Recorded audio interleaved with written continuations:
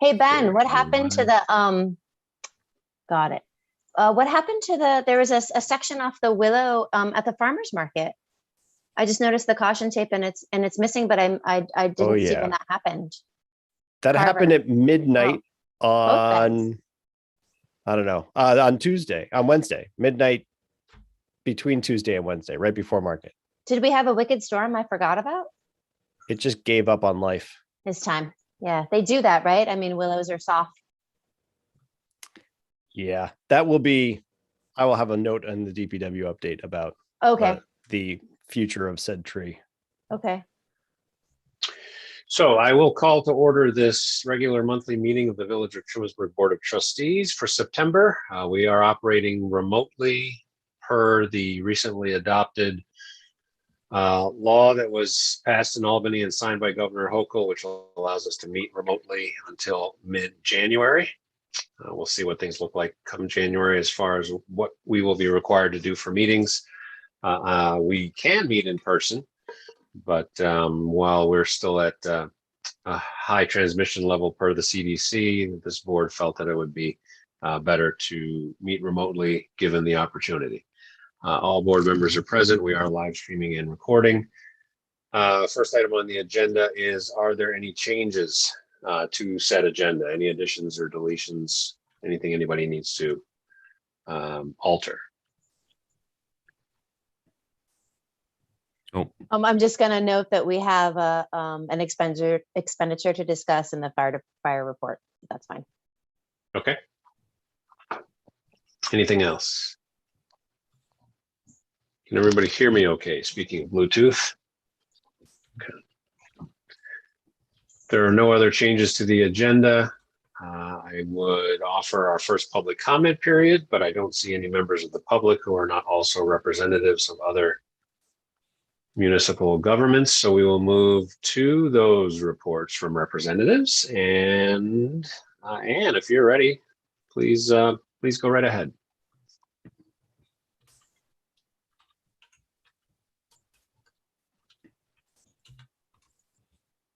Okay, now I'm unmuted. There you are. Yeah, so I was thinking of riding my bicycle over today, and then I thought, well, I wasn't sure if you guys were going to be there in person, so I made the right choice. Certainly wouldn't want to exercise for nothing. That's my motto. Let's see.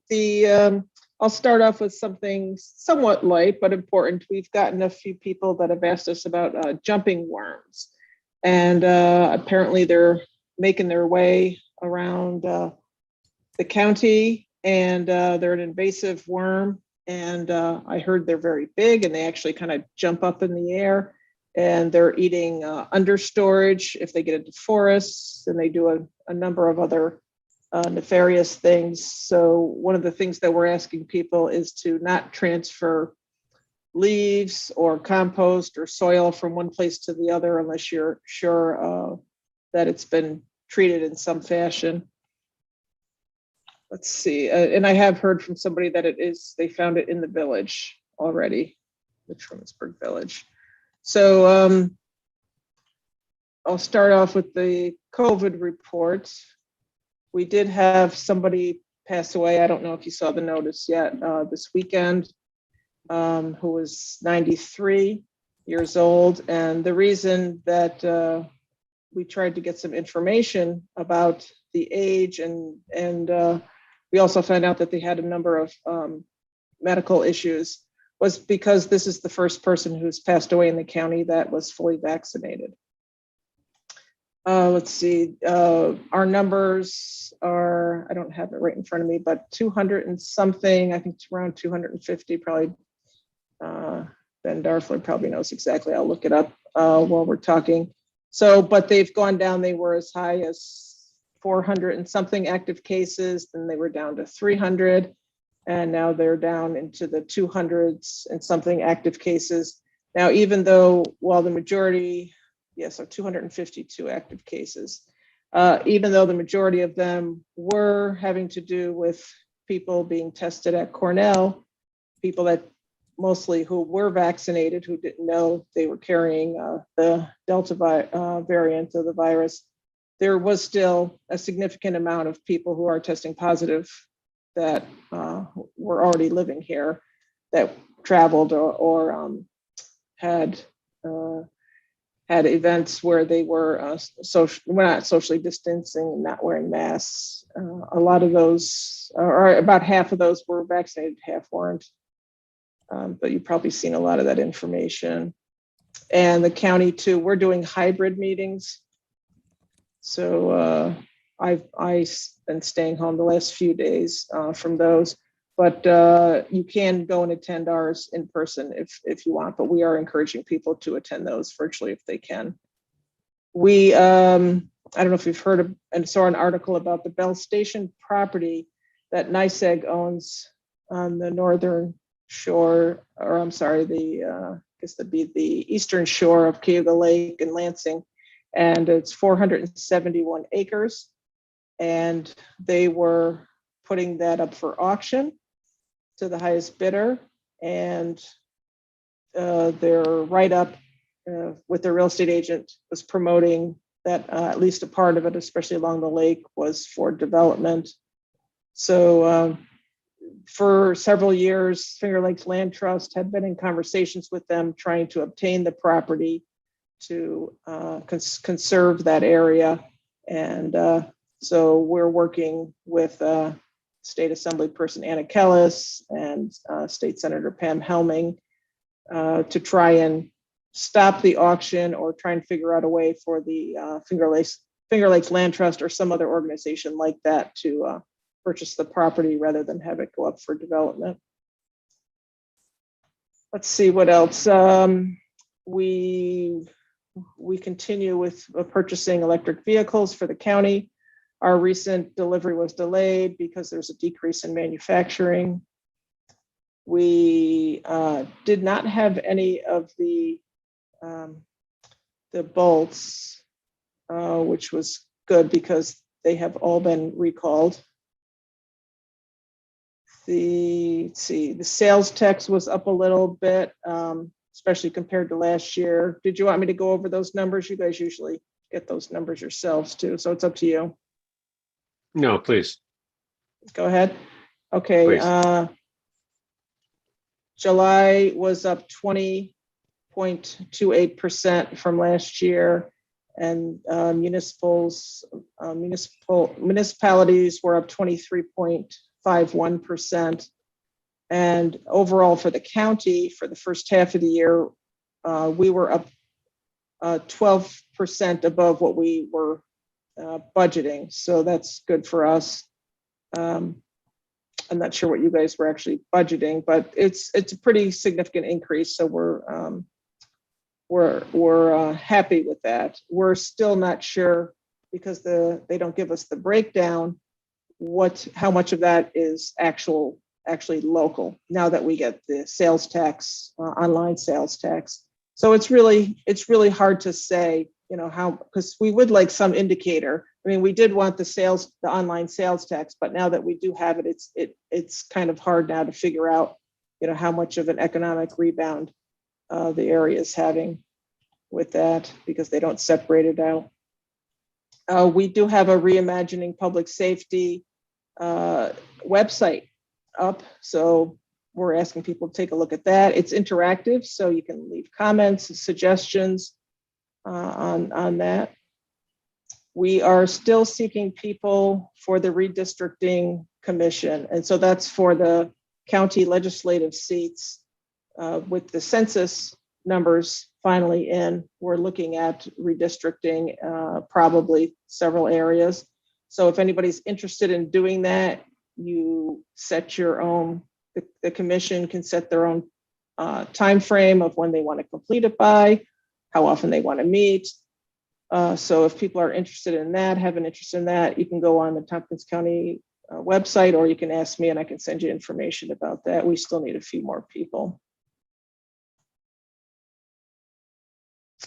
I think that was most of our issues. Yeah, I think those are the biggest things that are going on right now. Good. Any questions for Ann?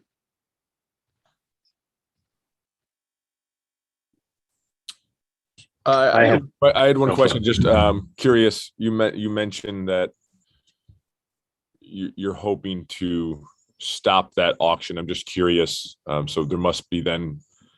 I mean, outside of developing lakefront land, I'm guessing there's a thought that there's an negative environmental impact to that area potentially being developed. Is that why you're hoping the land trust gets involved? Right, there's a petition.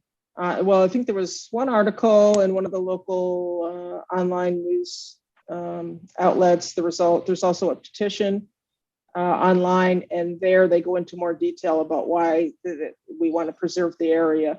It has been, one of the reasons is because it has been designated by our EMC, our Environmental Management Committee, as a unique natural area. So there's unique plants, there's unique animals, and so anyway, there's that. There's also because of HABs increasing in the lake every year. If it was development, there'd be more runoff going into the lake. So a number of reasons. And you said it's 400 acres? 471. So part of it, I believe it's two different zones, if I'm remembering correctly. So one is down near the water, that's designated residential, and then there's a higher up, higher elevation. There's property that's currently cleared right now. So the lower area is all wooded, forested, and then the upper area is cleared, and it's been being rented out for agriculture right now. I will yield my time to Trustee Giles, who has raised a hand. Thank you, Trustee Hannon from Lower Wig. I wanted to say that CWIO, so the Cayuga Watershed Intermunicipal Organization, is also penning a letter to support this because of the reasons that Ann just mentioned in terms of HABs, in terms of protecting the natural landscape, but also access for the community to nature, and just sort of the way this all went about. So I don't know, but it feels like there's a lot of forces gathering. And I don't know if anyone from CWIO has been in touch with the county or not. Do you know? Are we all just sort of okay? Great. Yes, they're with Anna Kellis, Pam Helming, the town of Lansing. Great. EMC. Yeah, all of the organizations have been in touch, and it's a really good concerted effort. So I don't want to jinx it, but I think there's a good chance that we could at least delay it, which would give us more time, because right now the auction is, I think, the second week in October. So if we could at least delay it a month, it would give us more time for the county or the state to intercede in some way. And to be clear, like they're 100% legit reasons. I mean, it's not like, oh, let's save a tree because trees should be saved, even though that's a legit reason. There's a lot of impact, and a lot of organizations are recognizing it. And it was sort of a surprise. Exactly. For auction. So Keith, I'm sorry I didn't speak to you about that earlier as my alternate for CLEO. Exactly. The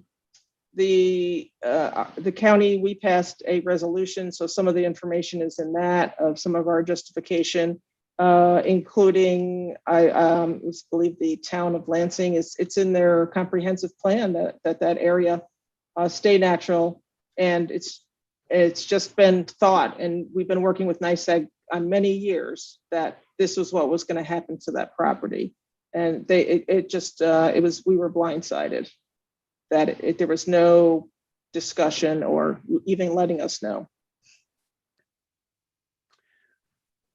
Any other questions for Ann? Just a quick follow-up from my end, Ann, on that question. I just want to be clear. Is it the opinion of either the county or Pam or Anna or anyone else involved that any level of government has some ability to prevent NYSEG from selling that property if they choose to move forward? Or is the effort to convince NYSEG to appeal to their better angels to do something different with the property?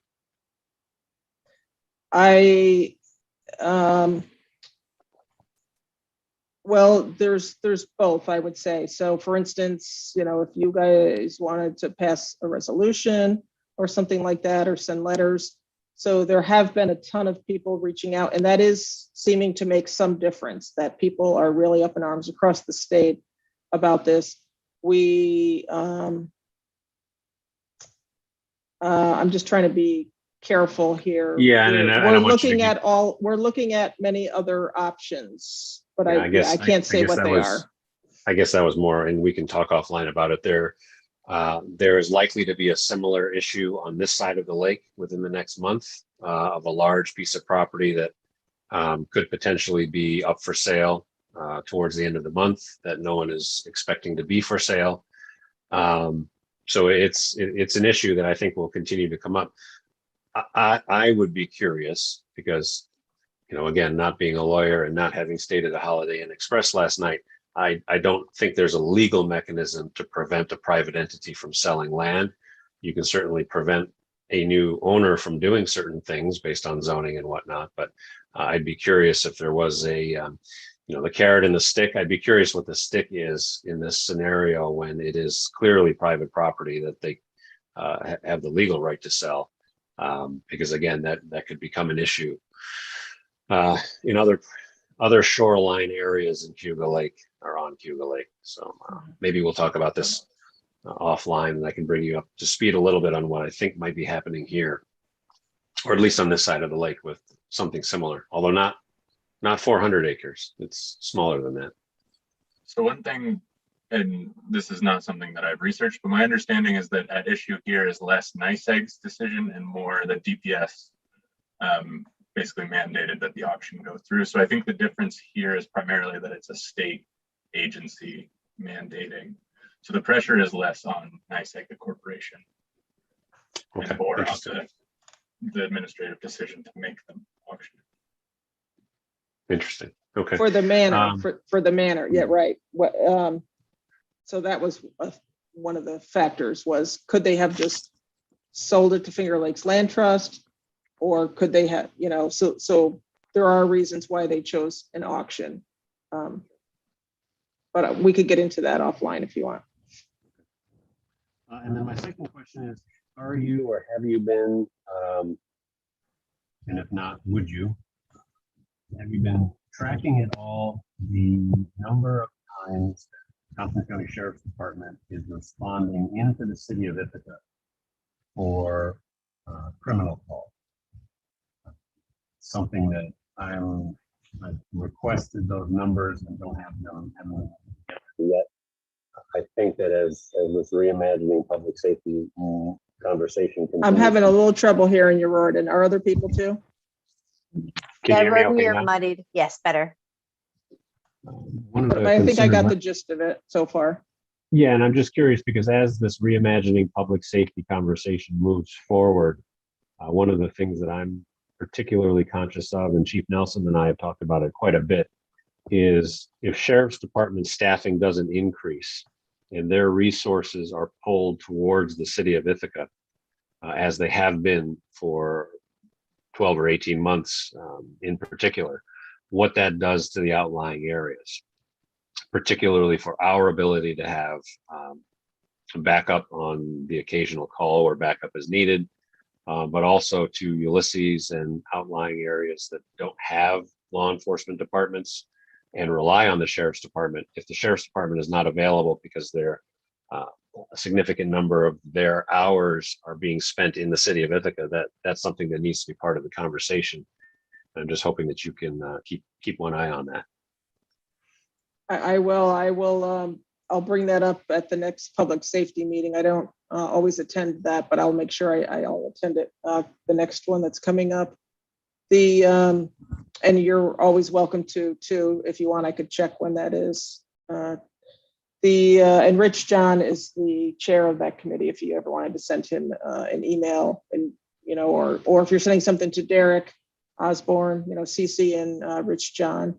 I do know I don't have any other I don't have any numbers for you, but I do know that there's also another issue on top of that, is that they're having trouble retaining and hiring people. So they're actually even more short-staffed than usual, unfortunately. And we don't see any immediate remedy for that. Yeah, and that was part of what triggered the question. I spoke with some supervisors this weekend at an event, and they've had quite a few retirements, and they've had some folks transfer. So the short staffing issue is widespread. Their short staffing issue, obviously, IPD's short staffing issue affects everyone by kind of by a snowball effect. But the sheriff's department short staffing affects all of us directly. That's something that's concerned. I lost the very last thing you said there, Ron. It's something that's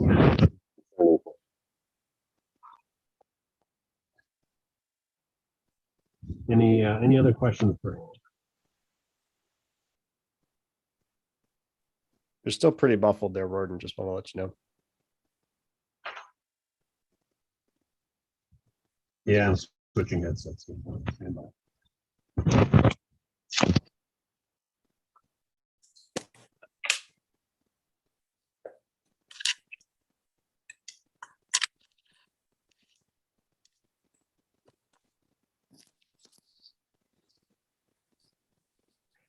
How's that? Any Much better? better. Okay, good. Speaking of Bluetooth, anyone have any other questions for Ann? All right, then we'll move on to, thanks, Ann, appreciate it. We will move on to Mary Bouchard from Town of Ulysses. Hi, I have a few things here. We're looking at passing a resolution this week. Actually, that's tomorrow night, to prohibit parking along Smith's Woods on the east side of Falls Road from the intersection with Cemetery for 1/10 of a mile south because of visibility issues, and also there's a ditch there that's rather deep. And also with Falls Road, we've requested to have the state do a traffic study because some of the residents on Falls Road complain about people speeding along there, and there's been an increase in pedestrian and bicycle use of the road. So the state will do that. We never know how long that will take. We currently have a couple different requests for reduced speed in the hopper with New York State, with nothing, no outcomes yet. And that's Rabbit Run Road requested a reduction in speed limit, and Crumbs Corners is the other road.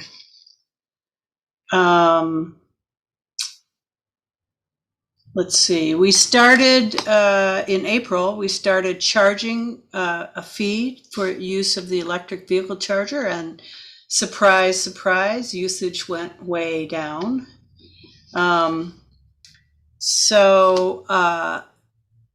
Currently we're not even meeting the fee that we pay to the company ChargePoint to get statistics on usage and handling of the money side of it.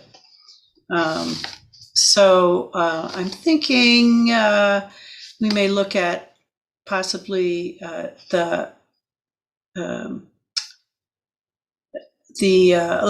EV charging station to be free if we're not even, if it's costing us more to have a station that you charge for than it would be to give the electricity away, because the electricity is actually a very small part of the cost of having the station. It might be worthwhile to just give it away and not charge for it.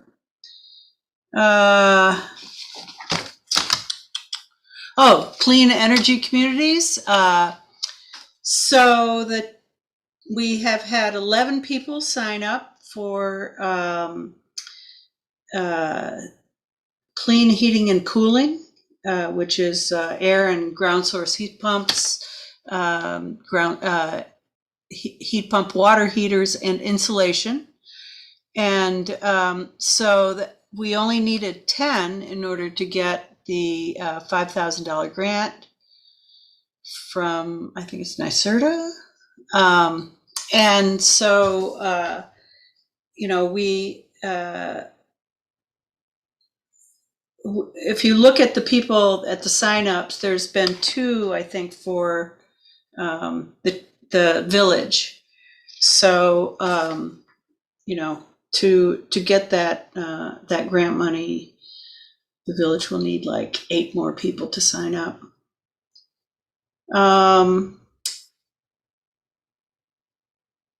Let's see. The Habitat Trail Committee had a meeting here today, and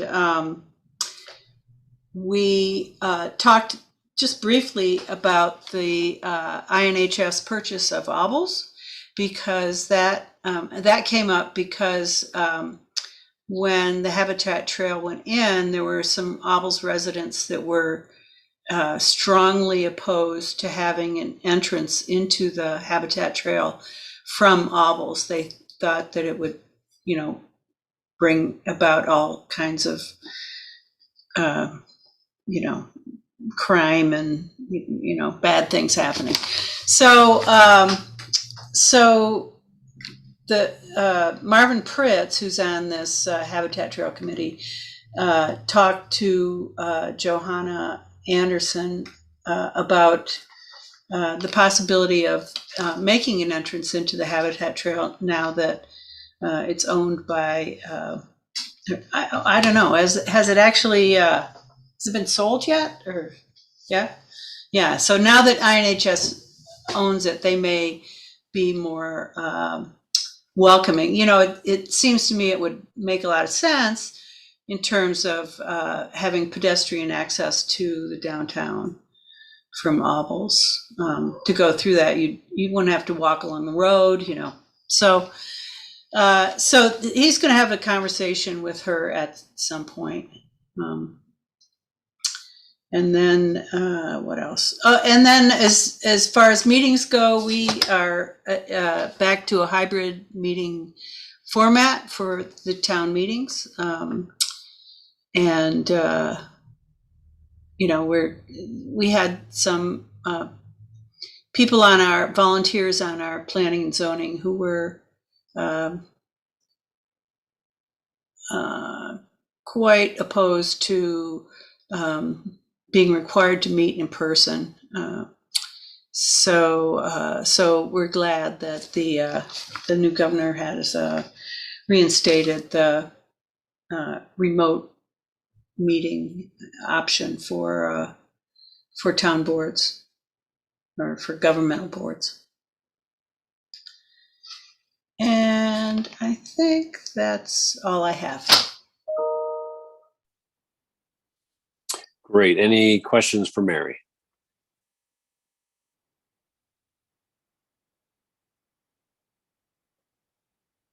All right. Well, thank you, Mary. Appreciate it. Thank you.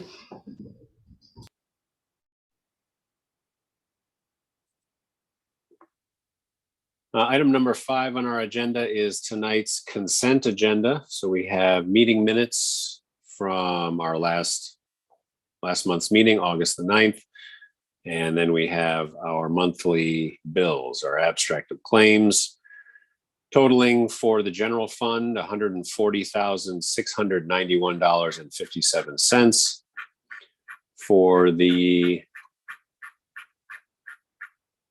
EMS billing abstract, the total is $19,963.17. The water fund abstract totals $38,107.39. And the sewer abstract totals $17,000 $91.63. We also have trust and agency totaling $28,823.03. So I would entertain a motion to adopt the consent agenda as presented. So moved. Second. We have a motion and a second. Any discussion or questions?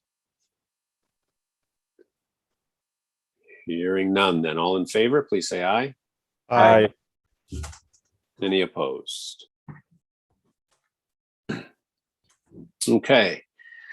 Item number 6 is member reports, board member reports, starting with myself. We did receive in August, we did receive a copy. I believe it was a certified copy. A copy of an annexation petition, which was submitted by Grassroots Festival Incorporated, which owns the property behind the Sure Save, formerly known as the Duddleston Farm property. The petition was actually made to the town. So I think Tammy will recall, and I recall the last time the village was involved in an annexation was in 2007. And since then, the process has changed slightly. It used to be the case that a property owner that wanted to be annexed into another municipality had to petition the annexing municipality to annex them into their municipal boundaries, and then that kicked off a whole series of events and hearings and so forth. In 2010 or 11, when Governor Cuomo became governor and began some of his hard sell activity on trying to get municipalities to consolidate, some of those laws were changed to try to streamline the annexation process. And essentially, the petition can go to one or both or either of the municipalities involved. It doesn't have to go to the annexing municipality. So Grassroots submitted their petition to the town. It has since been deemed as incomplete because there were a couple of items left off, including an environmental review that the petitioner needs to submit with the application. So just by way of information, that happened, and now it's somewhat of limbo. I don't know what the status is of their resubmission of the petition, when it might happen, if it's going to happen. I'm assuming they will resubmit to the town, and we will stand by and hear what happens. Should they resubmit, just so everyone is aware, there is a pretty strict timeline that state law requires. Once the application is deemed complete, then there needs to be a joint meeting of, in this case, the town and the village boards within a relatively short window. I think it's 60 or 90 days, I forget which, for both boards to discuss the petition. And I believe that's also an initial public hearing to get public feedback on whether, how the petition should be treated by the two municipalities. So stand by, and I will certainly let everyone know if and when we hear anything more as far as that goes. The next item I have under my report probably could have gone under clerk, but Tammy and I have been talking for a couple of months about our payroll service. We had ADP for payroll for a number of years. We switched to Paychex, 7, 8, 9, 10 years ago. It's been a while. And there are some shortcomings to the service, primarily with respect to how certain rates of pay are input for certain things, such as DPW call-in time. This is all something that Paychex is certainly capable of programming, but we're having a really hard time getting them to do those things on their end. At the back end, it's not always something that we can program on our end. So a couple of months ago, I had Tammy reach out to a company that I found online. They're out of Long Island, and they claim to specialize in municipal payroll. She can fill you in on any specifics if you have questions, but the name of the company is AccuData. They do payroll for all kinds of firms and companies, but they do claim to specialize in New York municipal government payroll as well. And Tammy, I'll let her explain what she found out here in a minute. She found them to be, found the details on what they offer to be very interesting. And then I subsequently had her reach out to their list of references, most of which are downstate municipalities. But she called around and spoke to their clerks and payroll folks to get a sense of what their service is like. So Tammy, if you want to fill the rest of the board in on that piece. I am recommending, once Tammy's described it to all of you, I am recommending that we make a change from Paychex to AccuData based on what she will tell you now. So I did a demo with AccuData after, actually before I did the reference checks. A couple of the things that I think will be good for us as opposed to what we're using now is the accountability.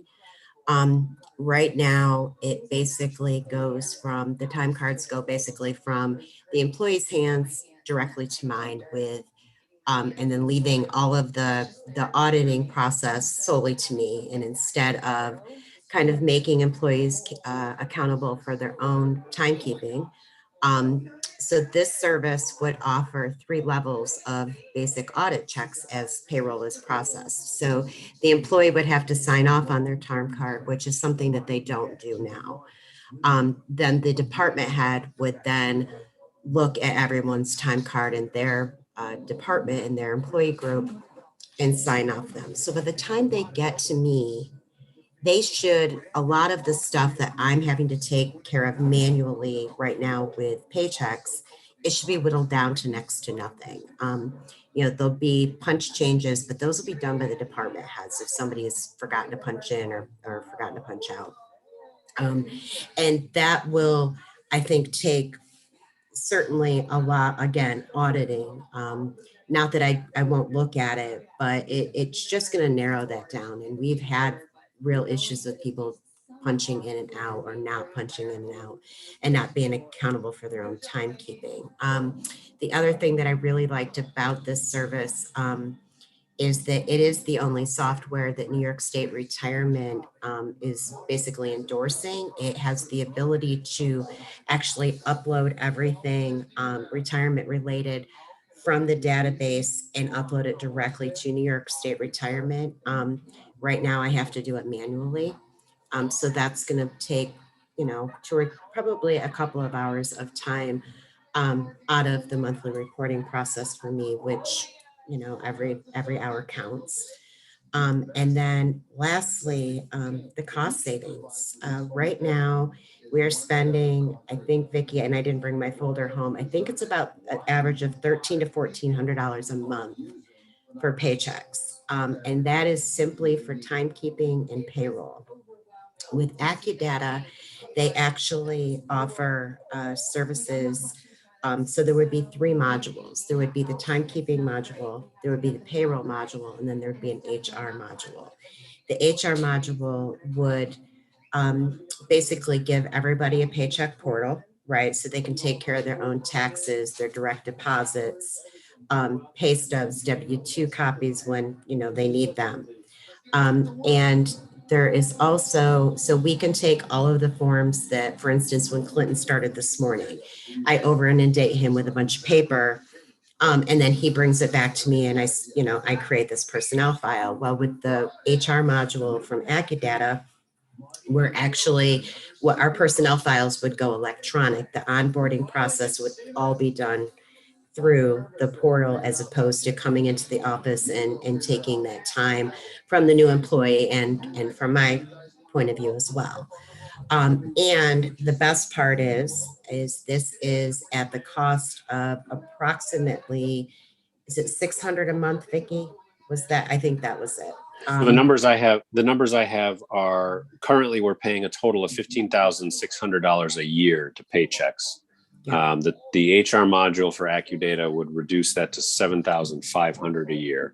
And I believe you had said, Tammy, that they have dedicated support personnel for our account.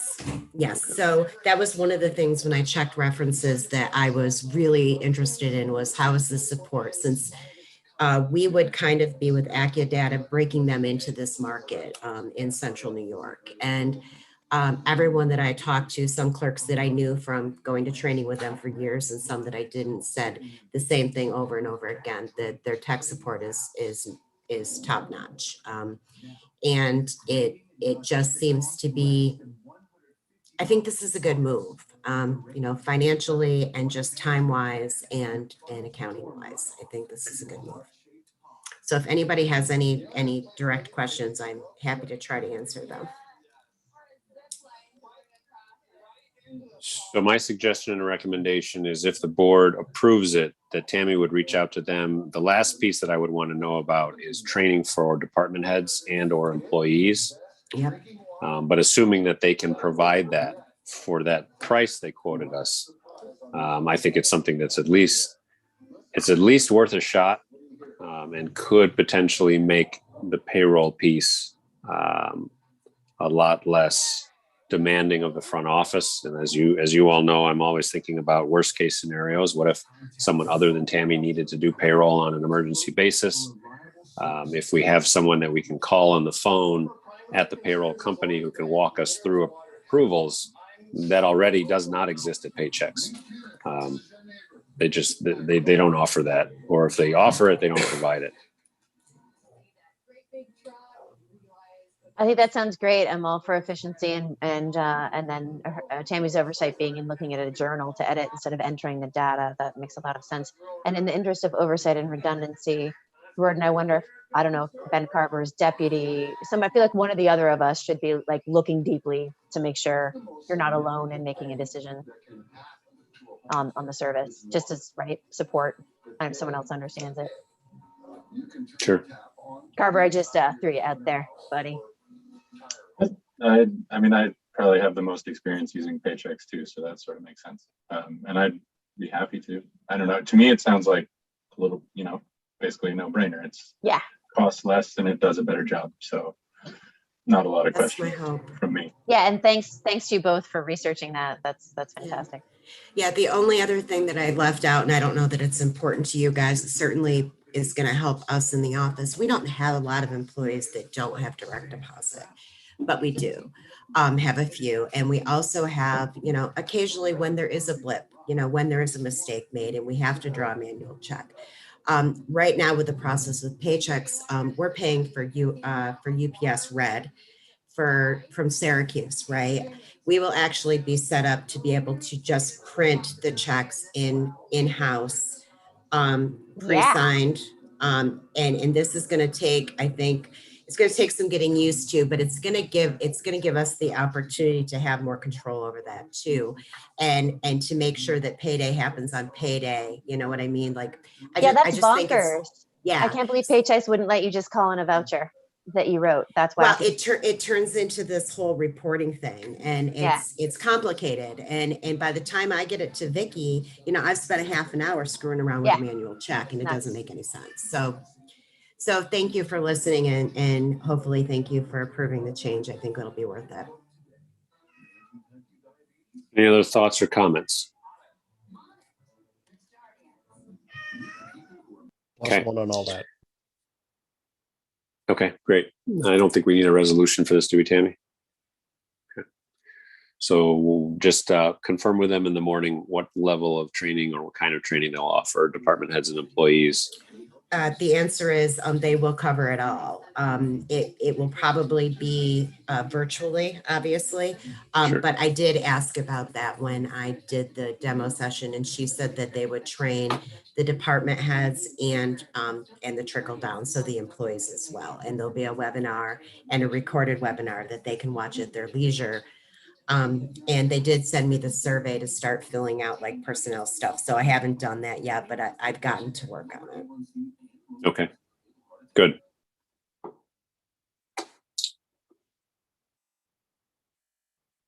Well, the next item on the agenda is, or under my report, is it's in the Dropbox, item 6A3. It is a proposal from MRB Group for how they will spend the $30,000 grant we received from New York State DEC for an engineering planning grant to perform further INI, inflow and infiltration investigation in our sanitary sewer collection system. This grant was received earlier this year, springtime-ish, and hopefully you've had a chance to review it. Basically, it would look at village-wide items, some of which we've done in certain locations, and we want to do them elsewhere. So there's a manhole. I'll just briefly go through this. If there's anything in particular you want to discuss, please let me know. But there's a manhole inspection program.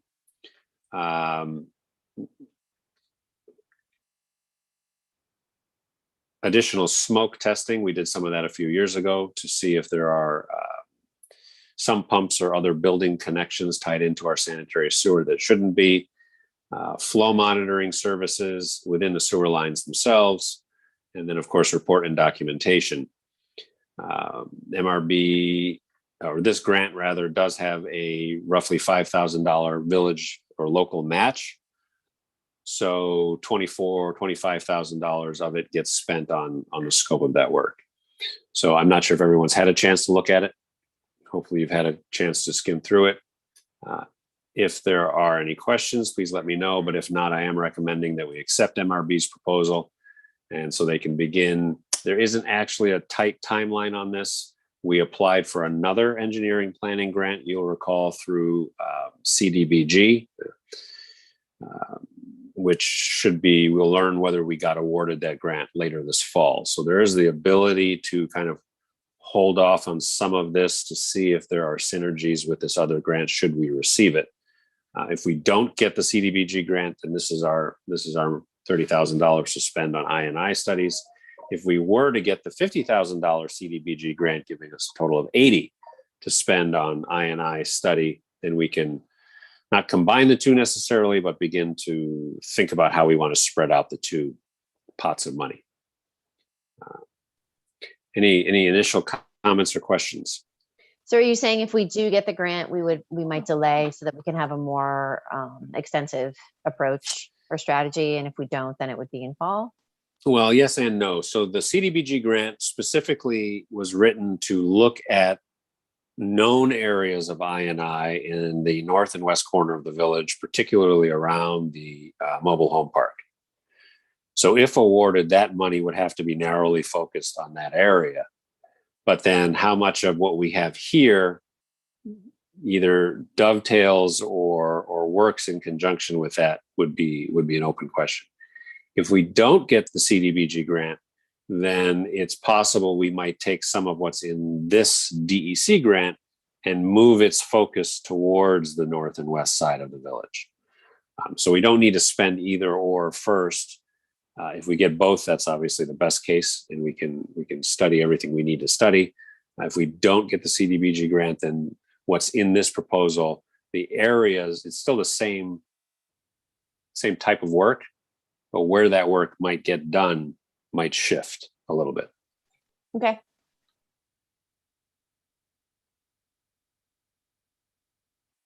Any other thoughts, questions, comments? It's worth, I think, just pointing out that there's a lot of DPW time in this. It sounds like MRB kind of going around with the DPW. Yes. So, yeah, just worth pointing out. And I think I would support this, but is there a way, do they have an expected timeline or a preferred timeline? Because it'd be nice to delay, obviously, their start until we have confirmation. It's somewhat flexible, but the award of the contract to an engineering firm to do the work, DEC is requiring us to award that this fall. What they do and how they do it and how long they take to do it is one of those things that's a little bit more flexible.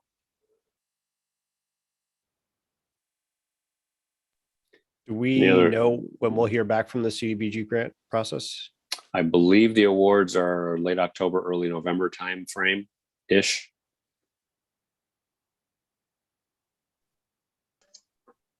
I guess I would suggest that we delay until spring then, this work so that we can find out about the other and we can target, geographically a little bit in a more coordinated way. Yeah, we'll have the ability to hold off on some of the actual work, but we need to award to MRB this scope of work if, in fact, we're going to move forward with this funding. Right. Yeah, I'm on board with that. Any other thoughts?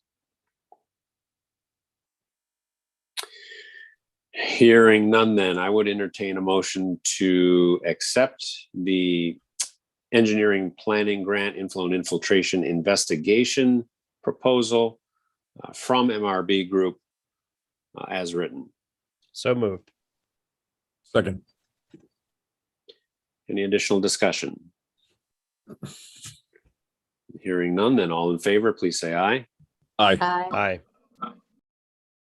Any opposed? Okay, great. Last two items for me. We do have several things, as I mentioned, to discuss in executive session, but the last two items under my report are I have had a couple of conversations with a gentleman by the name of Joe Kuchar, lives on Washington Street. He has attended one of our draft comprehensive plan meetings. He is very much interested in things related to comprehensive planning and has indicated an interest and a willingness to serve as an alternate on our planning board. There is an open and alternate position, which gets renewed annually at our organizational meeting, but we don't have either one of those alternate positions filled at the moment. So it is my prerogative and pleasure to appoint Joe Kuchar as an alternate, as our first alternate to the village planning board, effective immediately. I know he's been attending a couple of meetings, so Rick Geiger, our planning board chair, is aware, and look forward to having Joe participate on that board. And then the last item I have is every year we have to look at our October, November meeting dates. I actually don't think, Tammy, correct me if I'm wrong, I don't think we need to reschedule November because Veterans Day is later in the week. So it's just October. Columbus/Indigenous Peoples Day is the second Monday every year in October. So we need a different meeting date. I will let everyone know that I am not available that week until the 14th at the earliest. So I don't know how everyone feels about holding the meeting the week after, the 18th, the week of the 18th. I don't know if that'll mess anything up for Vicky and bill paying. No. Does anyone have a preference, yay or nay, for Monday or Tuesday, the 18th or 19th? Monday, the 18th. Either is fine, but yeah, Monday's great. Keith, Ben? I'm going to go out on a limb and say that I will be in a hospital at that point, sort of in the delivery Catching? area.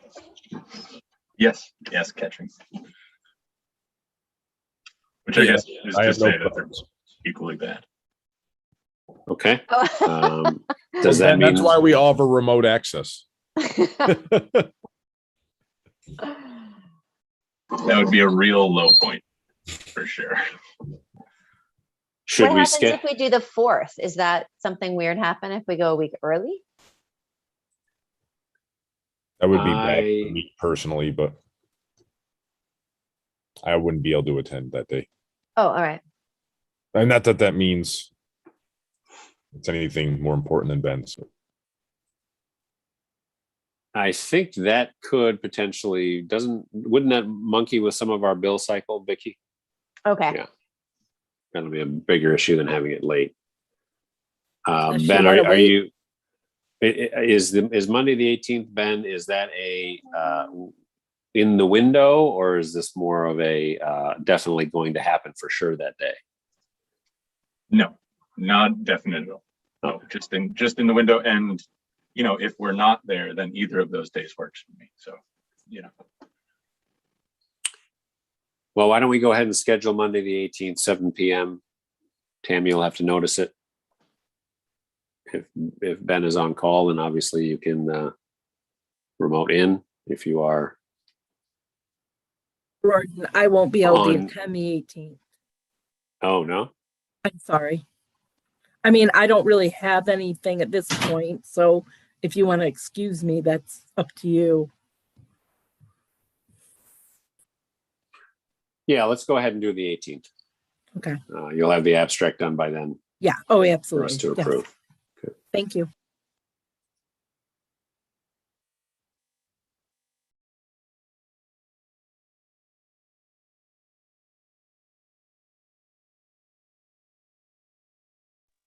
Okay, and I believe that was the last item I had for now. So I will turn it over to you, Jessica, for fire, TACC, and events and tourism. Fantastic. And since you had the mic and you warmed it all up, and the first thing under the thing is fire budget calculation request from towns. Gordon, would you like to address that topic? And then I'll move on to the other details. Sure, why not? So everyone is aware that at our meeting with the 3 towns with which we contract for fire and EMS services, there was some concern over the fire budget. We had intended to move towards a slightly different methodology for splitting up the fire budget, using a formula which took into account property values, since essentially fire protection is a type of insurance for properties. There was a concern about the way that split affected some of the towns, and there was a request made at that meeting that we hold off for a year and not make a change to how the budget is split up at this time. And I believe if we are amenable to it, then that simply means we will go back to using the what I'm going to start calling the antiquated method of 3-year average of call volume as a way to split up costs, but we can certainly accommodate as it was a specific request from a couple of the towns who saw that they're injecting a property value component did skew their budget numbers uncomfortably for them. So that's where we are, and we don't need a resolution. We just need a consensus from the board as to whether to do that, so that we can send that budget to the towns so that they can hold their public hearings, which they're required to do by law, before they can accept or adopt the budget. And I would add to that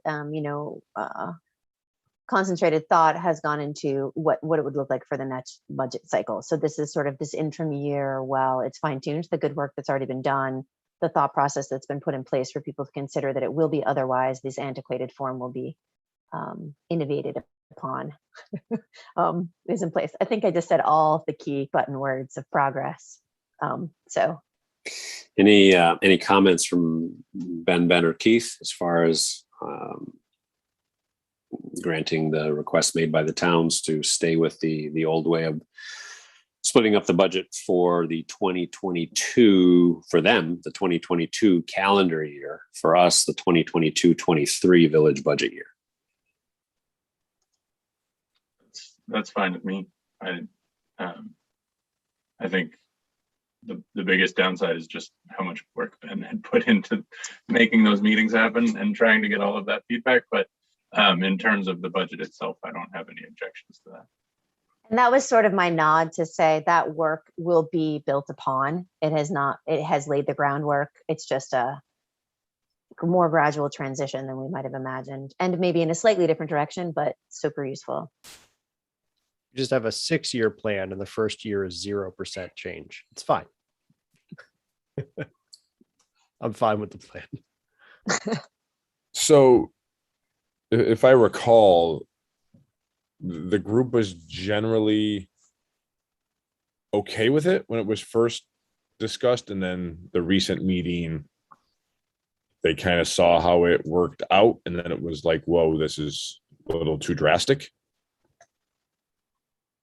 Yeah, I mean, basically there was a working group which Ben spearheaded, which had a representative from each of the towns, working through what would this look like? How would we differentiate between, and this is purely for fire, how would we differentiate between kind of fixed costs to maintain a department regardless of how many calls we get, versus variable costs that do fluctuate with call volume, and then attaching kind of this assessment-based formula to those fixed costs that we essentially all share in order to have a department available to take fire-related calls. And there was a general, although it never came up, I don't remember it coming up in any of our annual joint meetings with all of the town board members present. But there was a general sense that the members from the towns who we hope were taking that information back to their boards felt that it was as fair and inarbitrary a way of calculating things as could be developed. And that was tabled because of COVID. So we're a couple years out. And now when they got to look at the actual numbers and what it looks like, there was the concern that you saw at the meeting.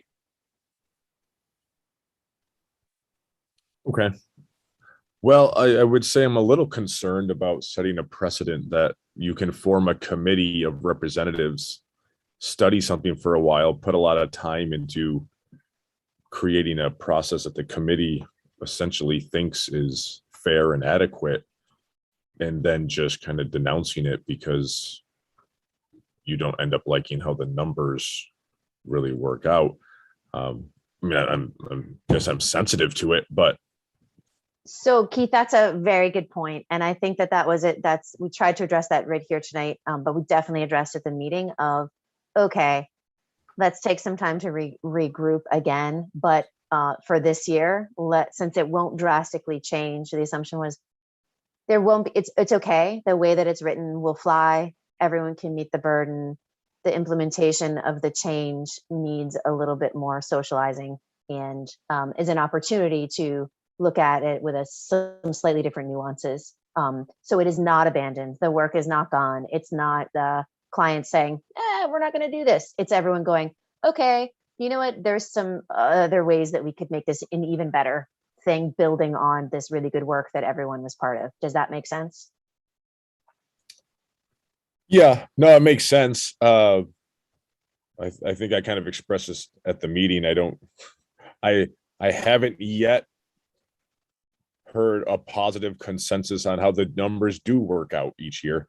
So I don't, I hope that does change by giving this more time. But if everyone's confident that the thoughtfulness and the work that's gone into it will not go for naught, then I'm happy to go along with the group opinion here. I just, and again, not a department I manage. So I understand some of you are in the weeds on it more than I am. It's just more from an outside observer point. I would hate to just say here's what we all agree we're going to do. We're going to meet, we're going to put this committee together. Everyone's represented. We come up with this, this I think sounds like a fairly innovative solution. We like it. And then all of a sudden we don't like it. But yeah, and that would be like wildly inappropriate. And Gordon, maybe you have some more language around that, but because I wasn't there in the development of it, but my experience right now is there was a direction it was going, then it comes to be, and there's a moment to pause and go, but is that actually the right direction? And there has been some consideration that there actually could be improved on even more. And to make it more equitable, right? Everyone's looking for an equitable and fair reality. And so it's very clear that this is the year that remains the same, but that is not how it stays because more development is underway. Gordon? Yeah, I think that the work that Ben did, unfortunately, doesn't translate from fire to EMS, but the work that he did on the fire side to develop what I believe the town of Ithaca uses actually with an assessment-based model for splitting certain costs is going to be extremely helpful in what I imagine could be developed over the course of the next several months as we look forward to the 2023 contract with the towns. I will say, always looking for silver linings, right? I will say that some of the conversation at the joint meeting with the towns did make me think about things in a slightly different light with respect to the village's the village's role in operating these departments and administering the services. So I think it's kind of a stay tuned as to what the next, version 2.0 of this looks like. But it's certainly not going to, it's certainly relying heavily on the model that was developed. And we'll be able to discuss it once I have something concrete to share with this board, that we'll be able to discuss whether that is whatever that looks like, whether it is the way to go. So there's some pretty exciting concepts that haven't been fully modeled, and it would be inappropriate to discuss them now because it is such a focused topic and important to everyone's budget. So Keith, if you could be content with that language for now and know that there's more to come. Yeah, I mean, it's pretty easy for me to be more content because I didn't put the work in, but just, yeah, I'm satisfied with, I agree with, I trust what everyone's saying here. I just, maybe I feel more freedom to express that opinion as somebody that isn't as involved. And I, personally, was not, did not approve, maybe that's not the right word. I was not enamored with the way the negotiations were conducted in the meeting either, to be blunt. And so I think Ben did a lot of work. Other people did a lot of work. I thought the way it was approached was quite crass, unnecessarily crass, and put a damper on a lot of that work with that kind of reaction. And when we are in a meeting of where negotiations, Violent language, yeah. So that's part of it too for me. A lot of work went in. There was some general consensus in the committee. It sounds like that it was a good way forward.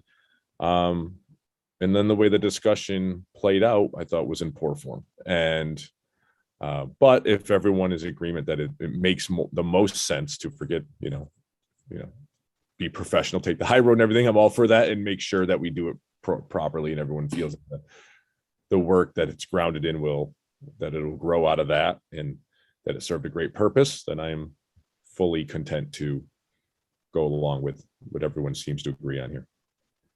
And I think to that point, Keith, I think that we're operating under a timeline, whereas the provider of the service and the owner of the departments, we have to provide the budgets to the towns because they then turn this into a tax and they have a timeline where they need to hold public hearings. So it's more like they've made a specific request.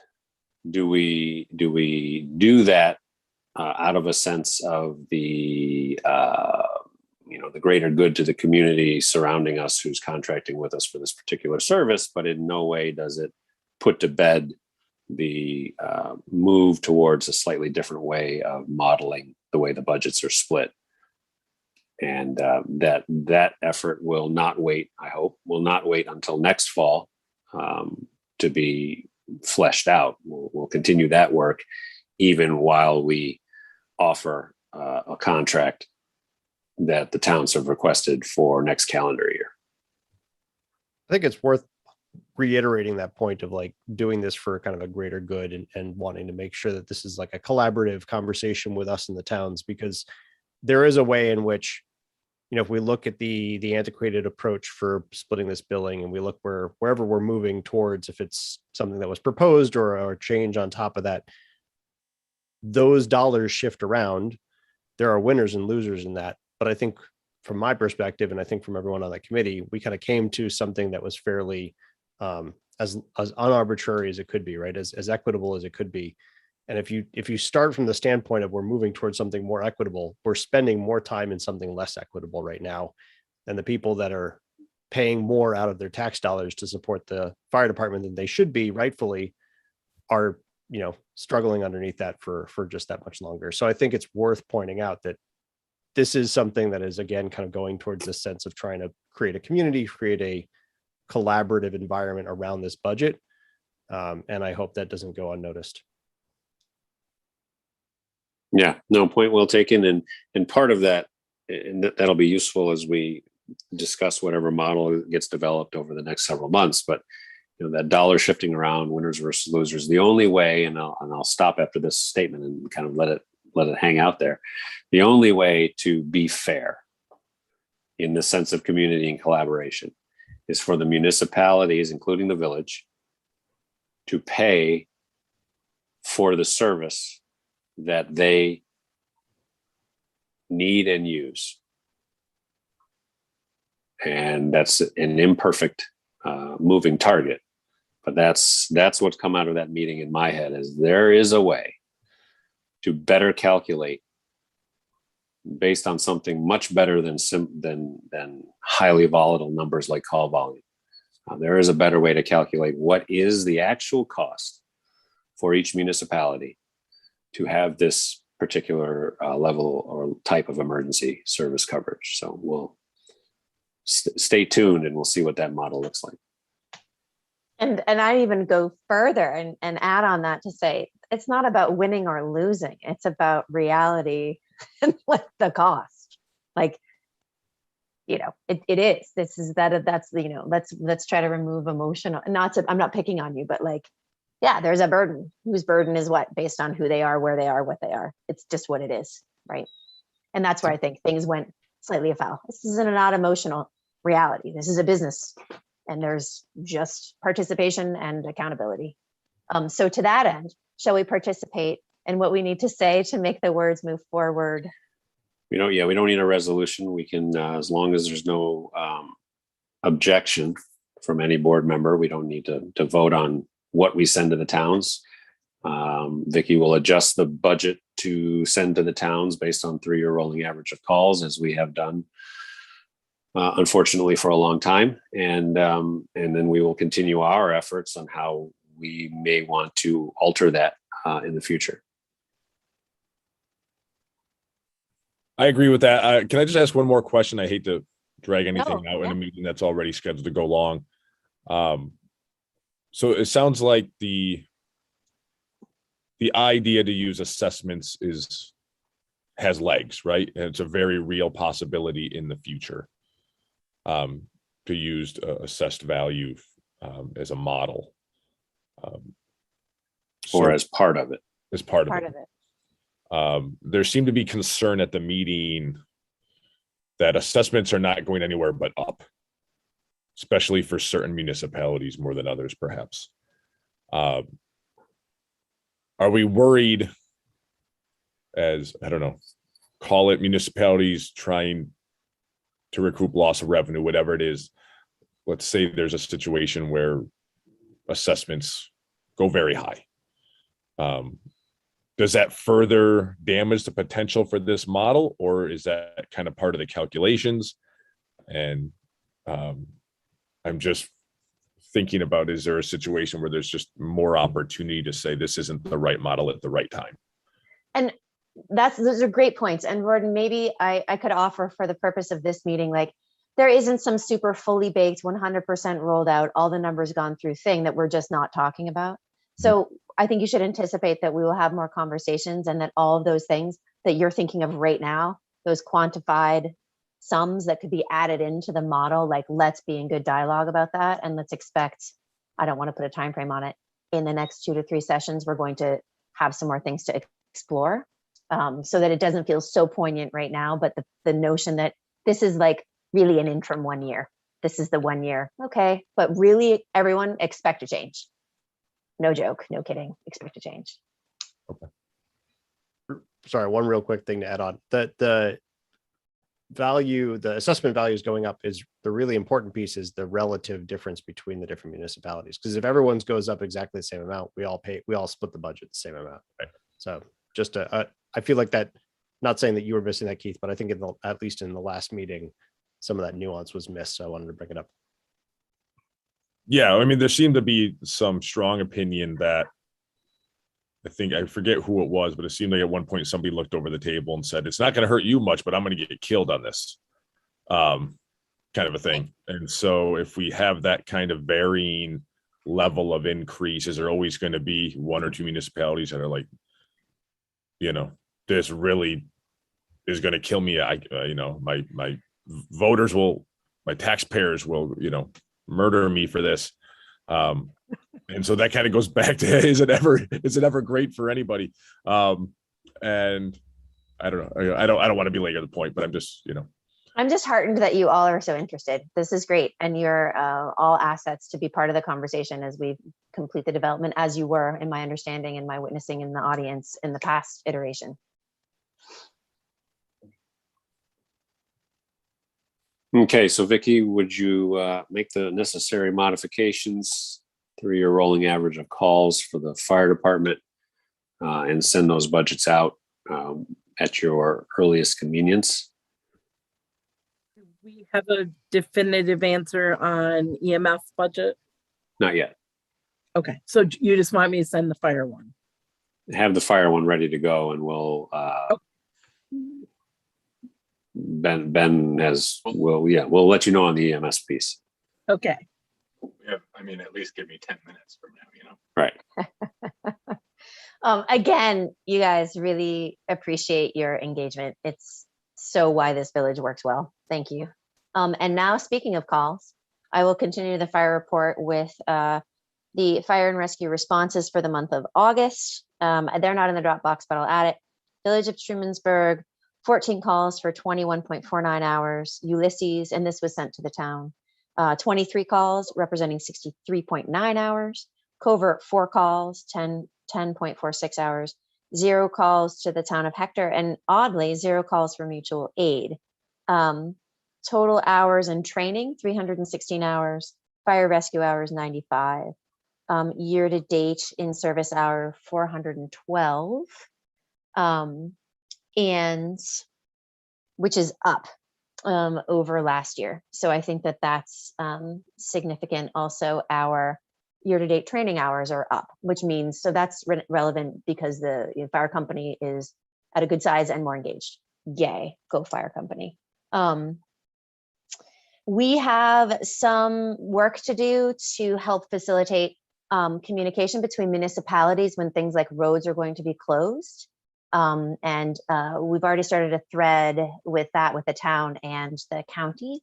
I don't have like an update in procedure, but at least it's been really recognized that if anyone is going to close a road, maybe we need a process in place to say, hey, that's going to be closed, especially for fire and EMS to know a workaround. In some cases, it's not a quick workaround. So that's encouraging. Again, discouraging that there isn't one already, encouraging that it's been identified and there's forward progress, and the town supervisor and the county are helping with that. The Firefighters Banquet is Sunday. If you all want me to say special, wonderful things, you can send me an email. Otherwise, I'll just do my best, and Rorden will be there, and we will, we swear in officially the officers, I believe, or Rorden does, just formally recognize them. It's not so much a swearing in, but it's really kind. It's actually nice, a swearing in. Oh, it is actually swearing. It's a nice interplay between we the elected and them the volunteers. So I think it's an honor to be invited. I don't have any other specific things to say about fire. Does anyone have any fire questions? Okay, what's next? What's it literally actually say? The Trumansburg Area Chamber of Commerce, I will meet with them tomorrow at 8:30 at their regular meeting. And so until then, I don't have anything more to say. So if something substantial comes up that you all should know about until the next meeting, I can send an email. The Village ETC, oh, we got to add Quio to my line. I'm sorry, I missed that. But Village ETC, we are working in communication with a sign designer who is working on a quote to put together the 3 gateway signs. And we will then, once we have a comprehensive idea of that, we can reach out for other quotes as well. And we will certainly show you the design that it is. It's based, as you have known, nothing's changed, on the notion of sort of the sign as it exists now in aged barnwood, but carved and painted, similar to the farmer's market sign that's internal, but recognizing that once we all stood in front of it, maybe we don't need a great big, heavy and expensive post and beam structure, that there's something you could do with just the shape of the sign. So everyone will have input, of course. I'm just letting you know where the quote's coming from, and we'll share that as soon as we have it. We also have been approached I've been approached, I guess, more as chair, and the committee has recognized that if we can in any way facilitate some procedure so that when there is an event that affects village EMS and fire and police, that they are notified. Right now, there isn't a system, if there's something at the fairgrounds, that everyone sort of gets a timely heads up or even a timely request. And so nothing has been developed around that. And certainly it involves many of you in conversation, but I'm just bringing to a recognition that the ETC has that would help facilitate both people who want to do events in or near our community and then the people who serve our community. And then let's see, I think that's it for ETC. We do have a meeting this week, so if anyone has anything they want to talk about, I did send out a letter to the Little Giant committee because the sign looked very different than we all thought it would, and we're sort of investigating and what we had, and people are on vacation in the month of August, so if I have more or anyone has interest, you can ask me about that. Any questions about, oh, we are starting to solicit in September for Winterfest volunteers and someone to maybe spearhead that committee or that event. There is not one so far, but we'll be using Facebook pages and our website to help that happen. Any events in tourism questions?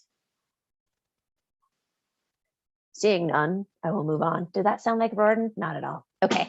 Then the Cayuga Lake Cayuga Watershed Intermunicipal Organization. We did send a letter supporting Seneca County, who wants to advance their septic system testing, as we mentioned earlier, and a letter is being developed. I don't think it's been quite sent yet, to support preserving the green space and public access to the NYSEG property on that shore, as was discussed earlier in the meeting. And then also at the meeting, Rich Richardson, who's the mayor of Interlaken, he asked if we would help urge FEMA to release funds to correct the chronic flooding. And the issue with the chronic flooding is that it flows downhill into their wells.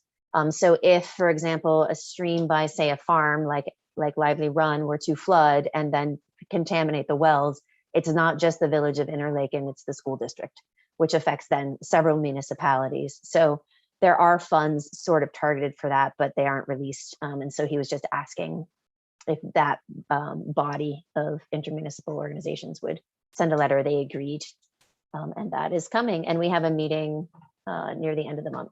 So if anyone has any things they'd like me to bring, Keith and I are alternates. We haven't quite worked out a schedule yet. I think that it was Keith sort of, if you're interested, you can always come. But other than that, I'm sort of taking it until I need help.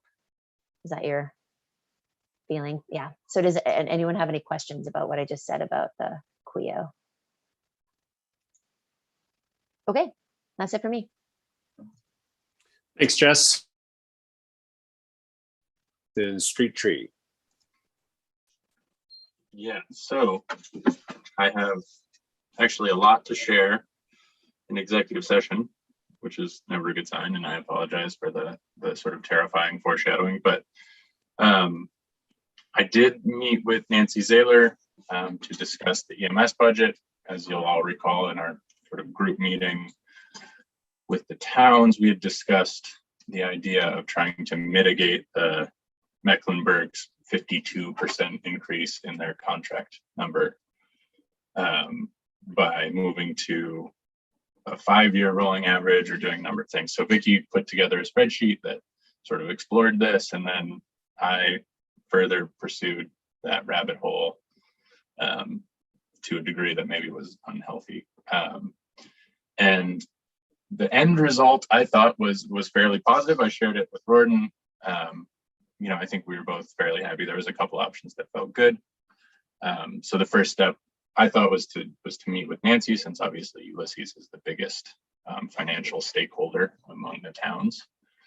And basically the sort of resounding response I got from Nancy was that there was no way that this would ever be something that her board would approve. I think she was compelled. The big takeaway for me, to be perfectly blunt about it, is that while I hear a lot of sort of greater good equity,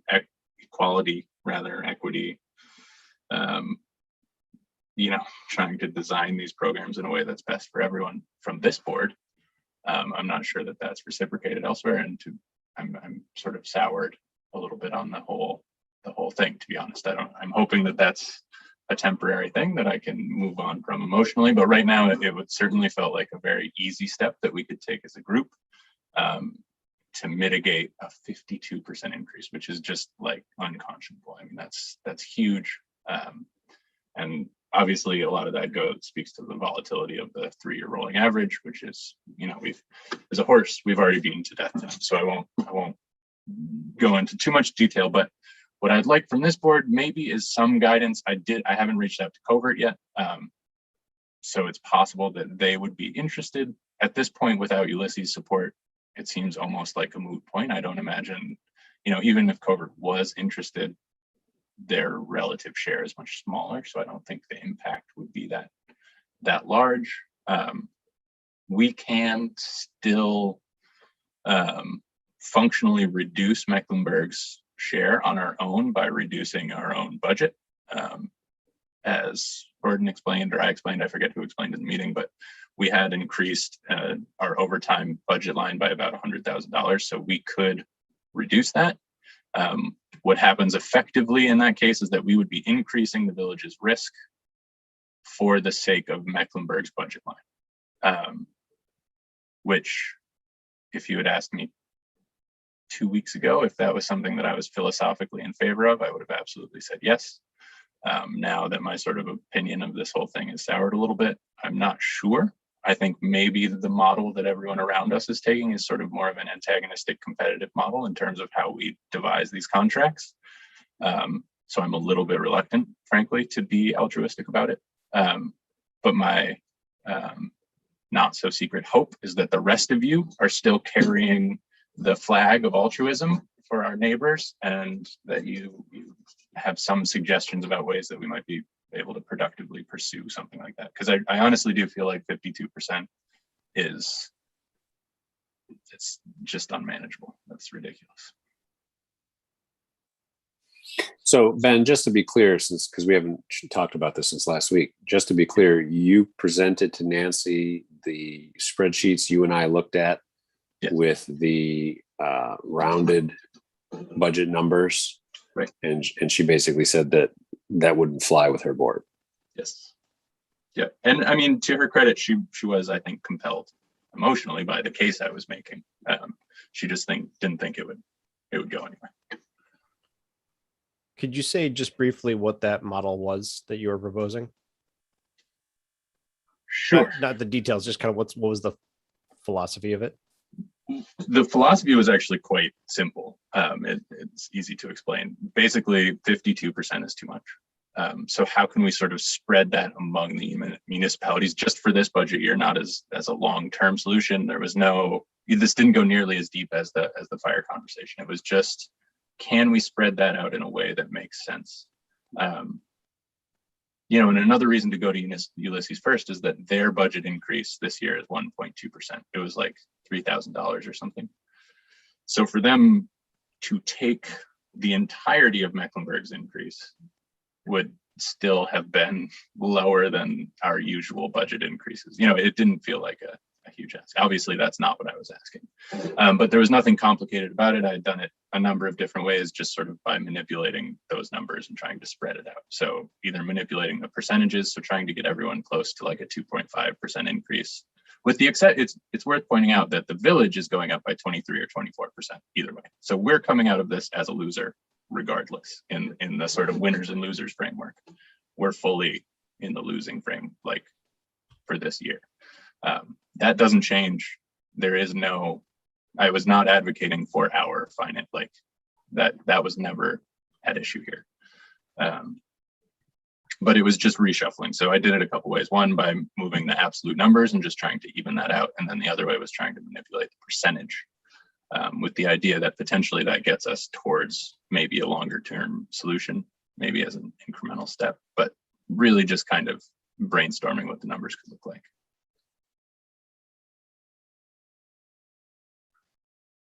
Okay, so again, their increase is because they happen to have a high call volume because it's based on calls.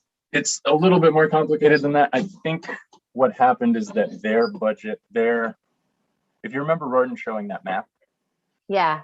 the reason I made that map was because the district boundary was not clear.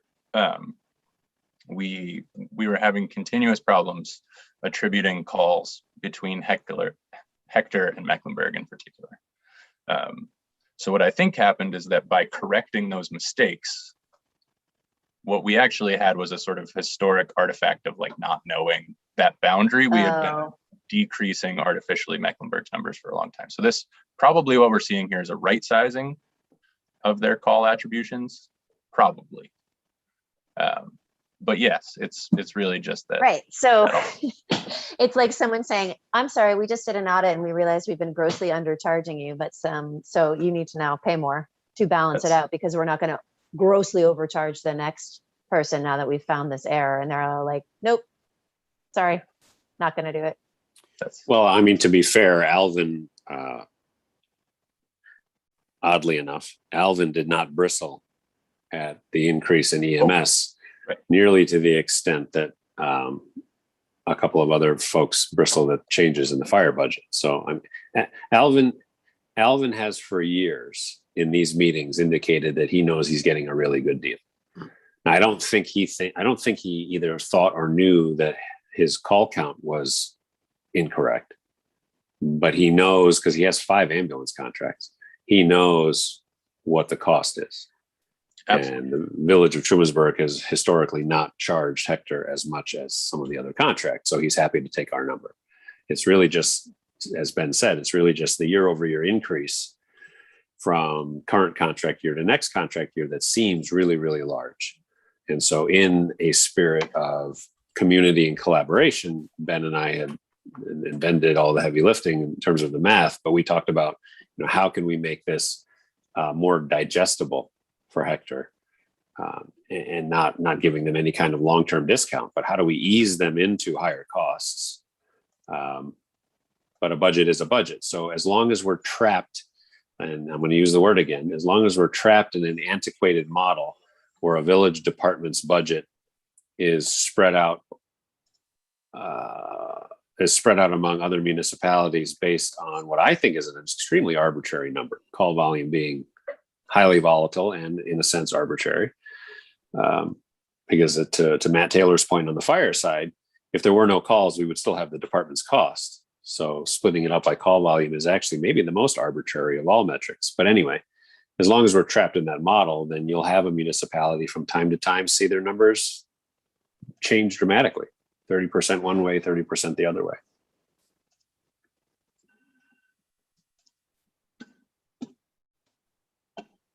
So I think given Nancy's feedback to you, Ben, I don't know that we have a good option other than to use especially given the time frame and timeline, other than to use the straight 3-year rolling average of calls. And then if Alvin wants to have a conversation with us directly about whether we can do anything for them and what that might look like, I'm willing to entertain that conversation.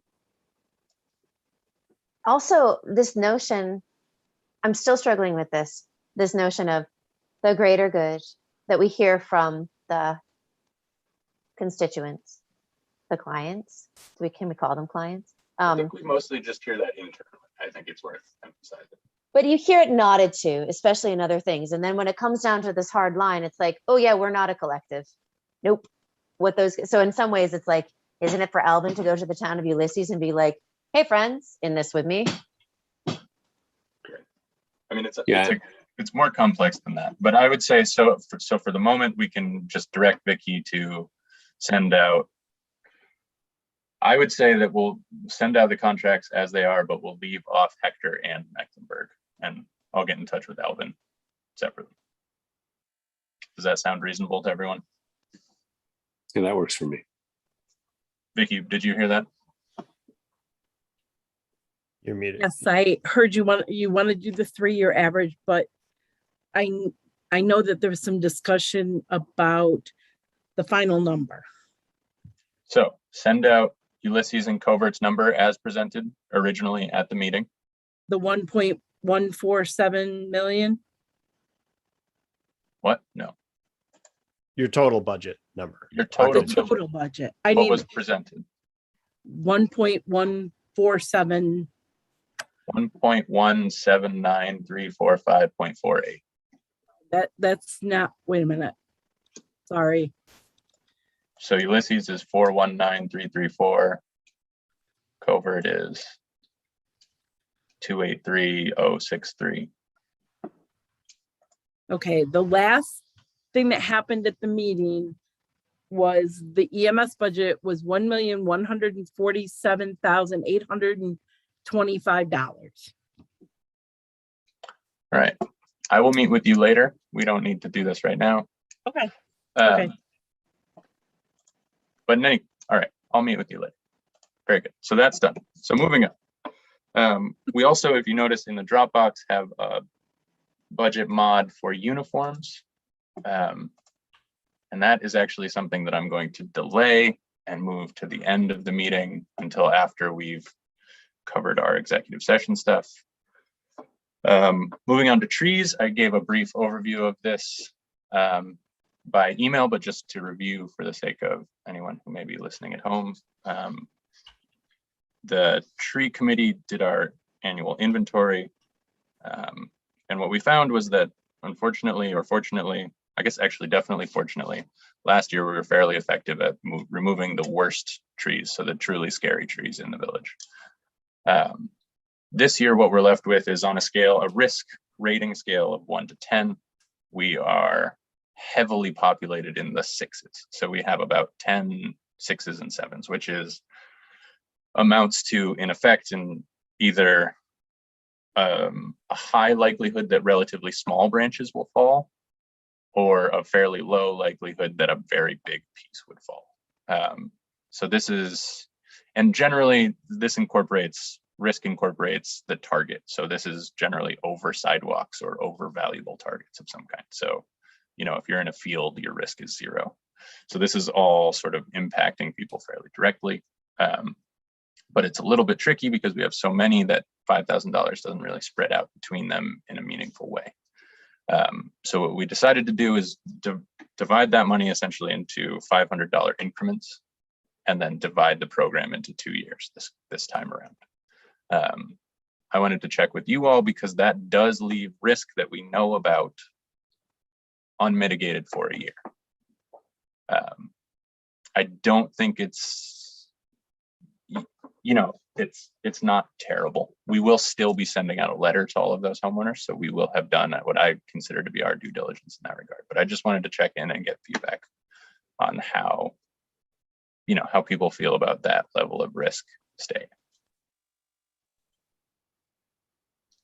I'll say we haven't done this for years. Like, I feel like anything we're doing right now is a net benefit and an improvement of what we have been doing, which is none of this. So uncovering the risk doesn't mean it wasn't there before. And I think it makes the most sense that it's the most effective use of the money that we have available. So I think it makes sense. Okay. Yeah, no, I agree. And, as much as it feels like sometimes we're living in a world where everyone wants to reduce everybody's risk of everything to 0. If we had some street trees in the village right of way with high likelihood of large limbs dropping, then yeah, we have a responsibility to take care of that. But if we've mitigated that, then kind of the moderate risk of something happening, as long as we've made the property owner aware that there's a moderate risk of something maybe happening, then I agree. I think that's good. And if and when we have money to take care of some of those individual locations, then we would be we should do those things. But we've certainly done, I won't say more than enough, but we've certainly done a lot. And particularly the property owner notification, I think, is important, because I think most people don't know whether that tree that's been there for 100 years is safe or not. And if we give them a better sense of, maybe some property owners are looking for an excuse to take it down. Maybe they think that needs to come down, but it doesn't. All of that I think is important that we let them know. One other sort of curveball that I've run into is people who thought it, because we have a village tree program now, that it is now the village taking on that responsibility. So we have created a strange, perverse incentive that I don't really know. Maybe that's overstating it, but I don't really know how to counteract that other than to continue to talk about it in meetings, and to make it very clear, obviously, in all of the literature and on the website and all Maybe of that. say the word advisory committee louder. But I like staying stack. Oh, stack, yeah.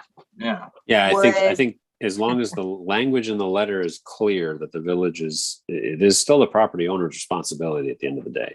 Oh, it's very clear. Then that should be good. Okay. And then the last thing, quickly, in our last youth commission meeting, we talked a fair amount. This is sort of the town's budget season. So in addition to the EMS and fire budgets, I also work on the youth commission budget. And it is another sort of a tricky budget. We were asked to present a 0 increase budget by the town. They are hopeful that they can get a 2% increase in their contribution to the youth commission.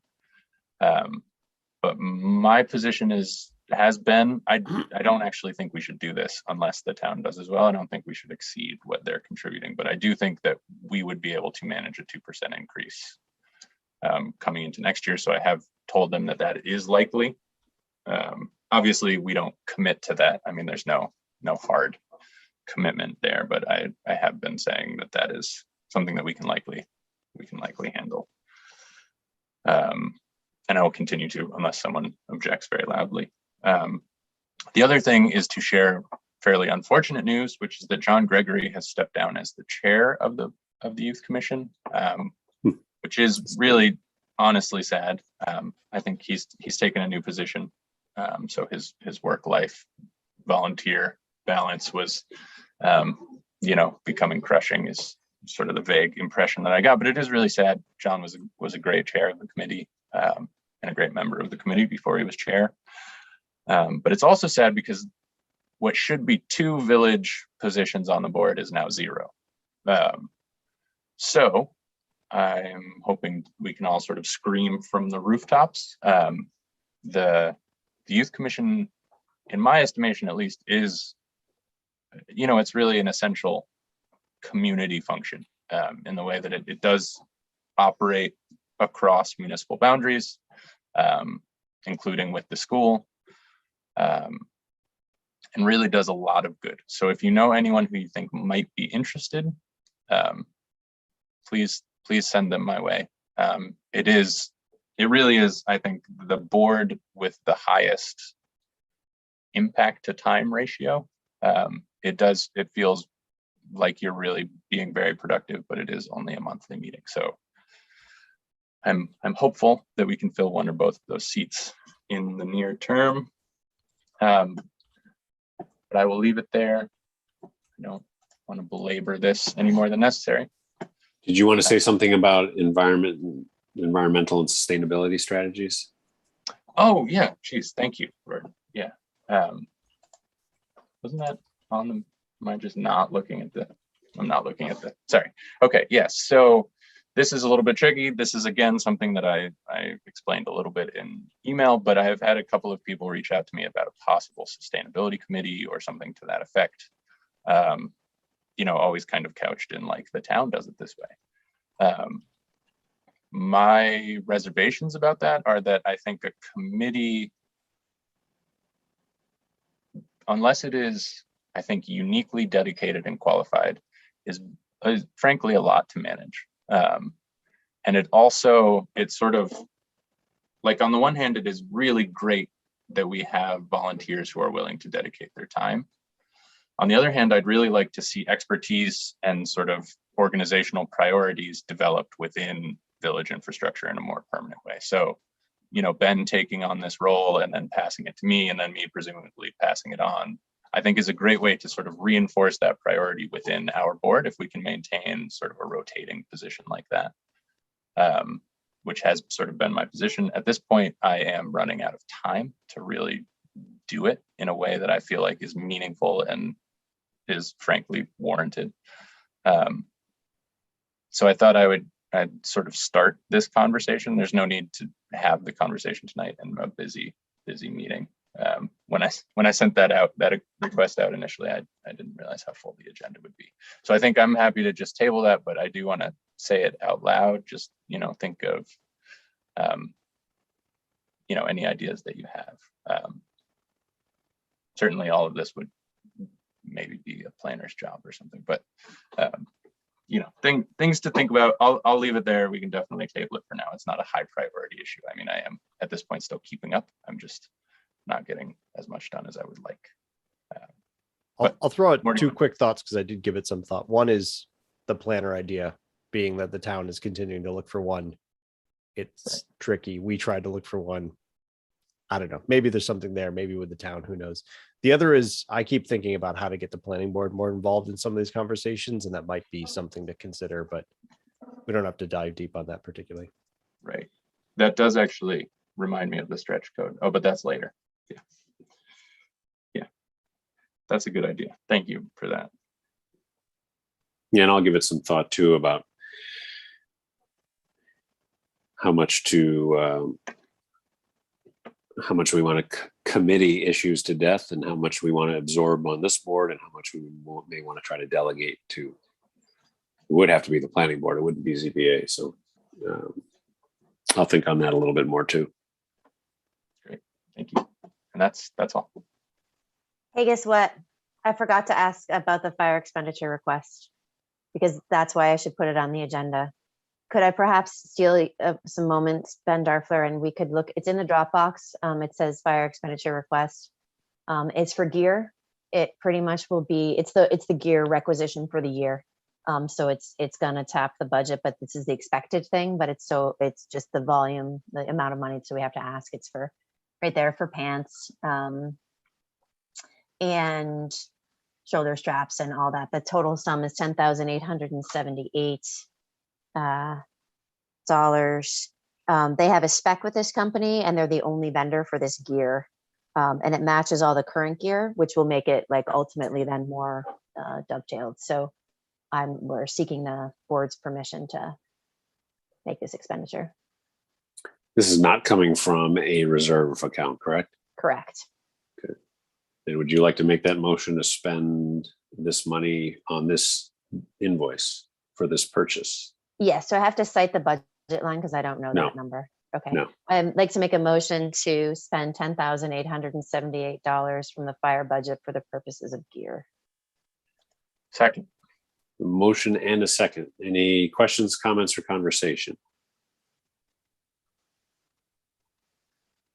If not, then all in favor, please say aye. Aye. Aye. Any opposed? Okay. Thank you, former Commissioner Darfler. And former Commissioner Darfler, it's yours for current Commissioner Darfler's report on DPW, water, sewer, Cpzr, and farmers market. All the things. All right. I will try and be brief. I do want to make a habit of kind of highlighting some of the wins that the DPW has delivered over the past month. So the big thing that has been completed is we put out a job opening for a 5th laborer, have made that hire. That person started today. And I know the DPW is very excited to have a little extra hand in working through what is a very busy plate on their front.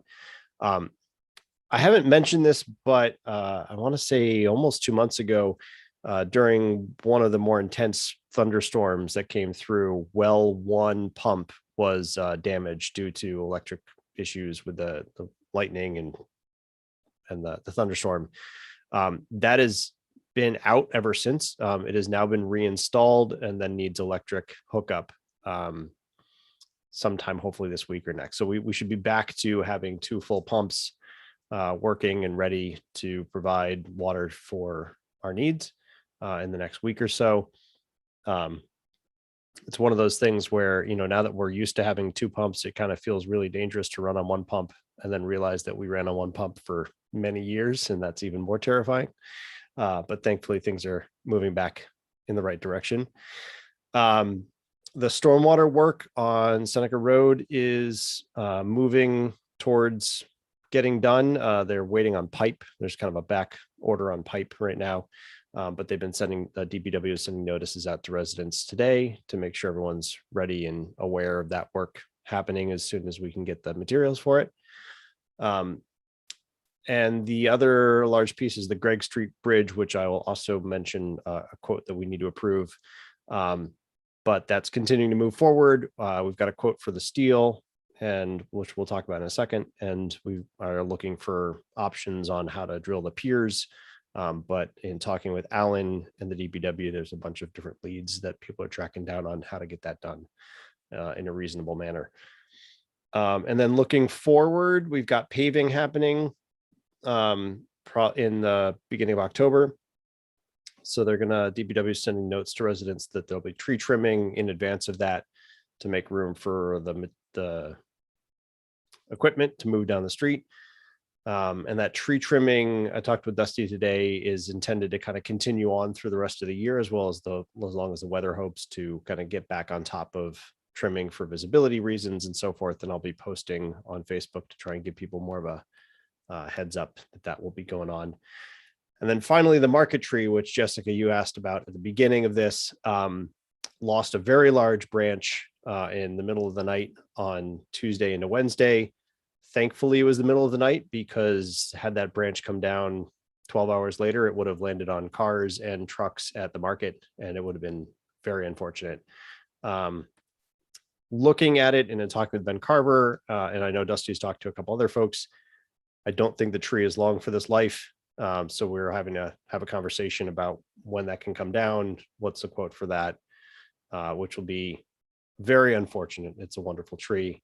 I know we really wish we could keep it, but it's really kind of irresponsible at this point. But I do think Dusty and Alan Vogel have potential ideas for something to commemorate the tree in some way at that space. I don't know if we'll be able to keep really any of the tree there, but maybe something else to mark that spot. So to be determined on that front. Yeah, so that's kind of the highlights of the DPW. I did mention the steel for the Greg Street Bridge. So in the Dropbox, there is a quote from AccuFab for two different options on the steel. One is a kind of bells and whistles included, which is what MRB had originally spec'd at over $10,000. There is a second option at $5,107, which is a little bit more bare bones, but is the approach we're going to take.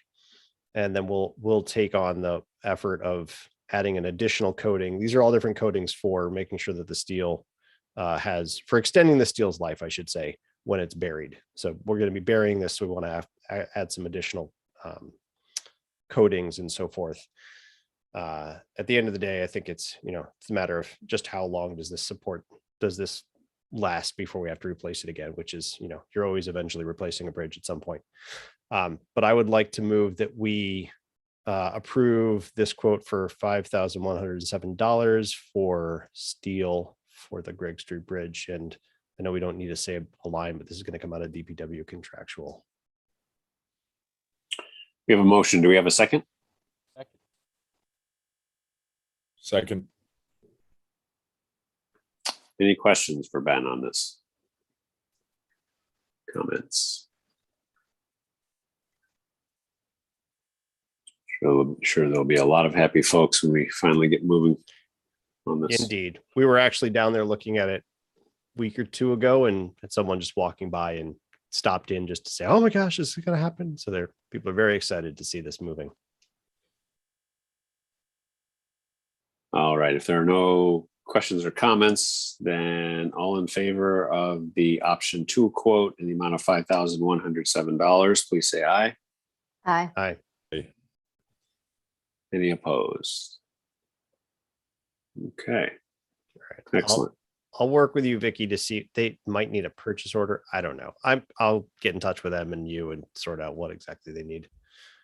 And then the one item under my report for DPW was the deferral of water and sewer late fees. Actually, in this case, it's only for the water. So we had already imposed ourselves during the state of emergency at the state level a pause on a suspension of late fees and penalties. When that state of emergency lifted, we looked to reinstate them. However, the state has now imposed specific requirements again around late fees for 180 days post the end of that state of emergency. And so we could walk through those, but the easiest way to kind of work within what the state has put forth, and this is what Guy's recommendation to us is as well, is to continue our suspension of late fees and penalties until January 1st of next year. On the water side, it doesn't, the law does not state anything about sewer. And I think it's easier for us to do this on the water side anyhow. So my recommendation, and I believe maybe we'll need a motion, is to suspend late fees and penalties for water until January 1st of 2022. And if we need a motion for that, I assume? Yes, we should, because we don't have a mechanism. Yeah, Tammy. I don't believe our program is going to allow me to separate late fees for water from sewer unless I do everything manually, all 838 counts. and I'm happy to do it. So the problem is we have our sewer law is, in order to adjust sewer rates, it has to be done by local law. The sewer law states that late fees will be imposed. And we amended that by local law to make an exception for hardship periods due to state of emergency. Since this New York state law, in Albany's infinite wisdom, once again, didn't make the distinction between water and sewer, even though many municipalities use water consumption rates to charge for their sewer, we don't have a mechanism to suspend those late fees. But we have to suspend the late fees for water or jump through flaming hoops of fire in order to levy them. So I don't know that we have a choice but to, by resolution, citing the law, suspend the water side late fees and figure out a way to impose the sewer late fees. I mean, I don't see a way around that. Well, the one other option I could see is that we could go through the state's proposal for sending out a letter saying you can claim hardship. And if you do claim hardship, we can waive your water fees. That would then reduce the amount of accounts that we need to manage to whomever responds to us. I know NICOM has a draft letter. We could run that by Guy and see. Maybe that's easier.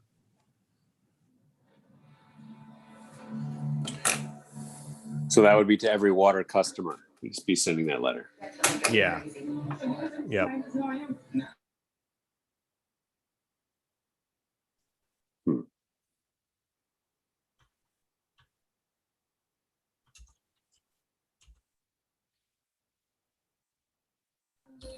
The issue, at least within our utility billing program, is that our late fees are charged on the whole amount. It doesn't, I can't distinguish water and sewer. I can't. It's 10% of the current balance, period. I can go to Williamson and ask them if there's a way, but the way that it stands right now, it's all or nothing.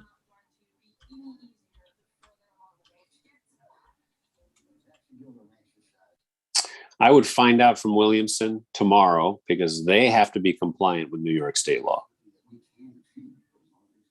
So there needs to be a way forget us, there needs to be a way for municipalities to alter this based on this law.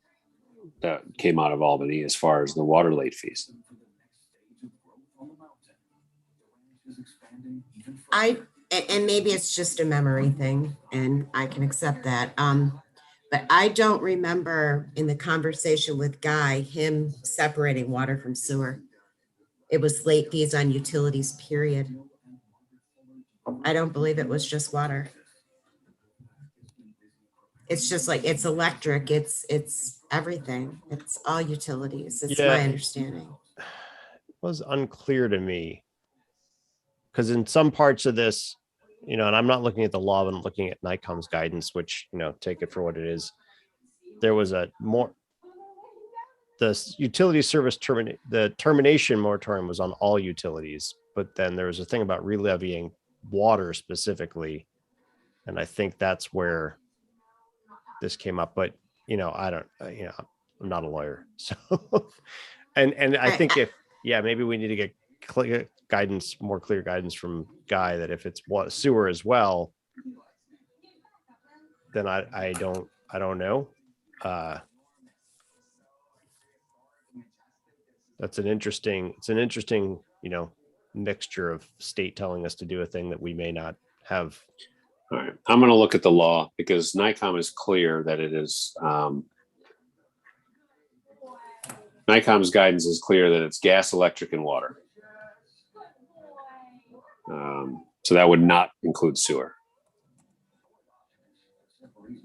So I'll take a look at the law and then.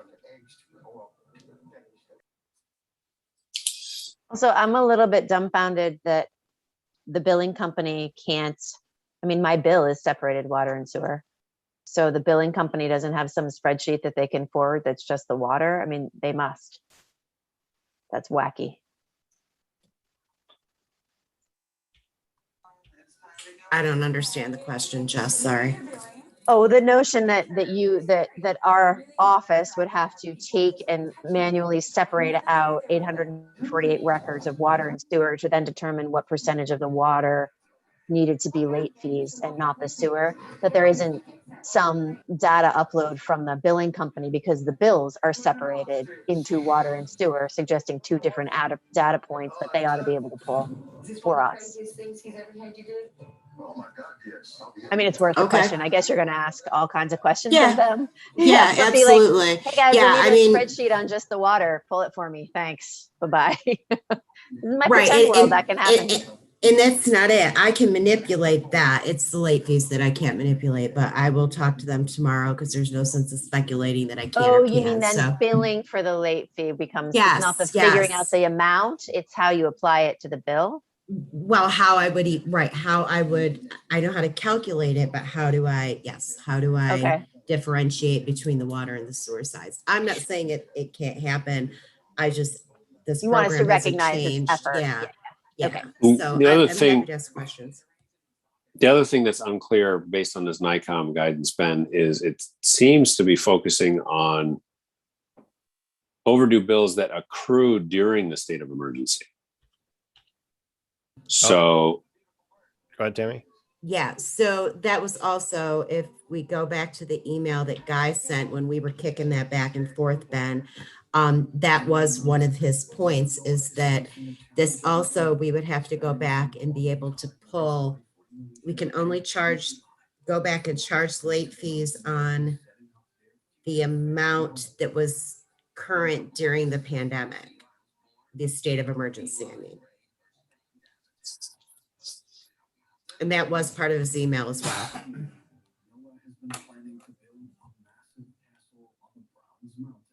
But I can certainly look into this tomorrow. Yeah, so we can get this figured out. So the email you had sent, and this is August 10th, it says, this is talking about if we do the self-certification form that says there's financial hardship, then if the form is received, we would not be able to charge late fees, penalties on the water portion of the bill. The legislation does not cover sewage charge. So that's interesting. We had that question.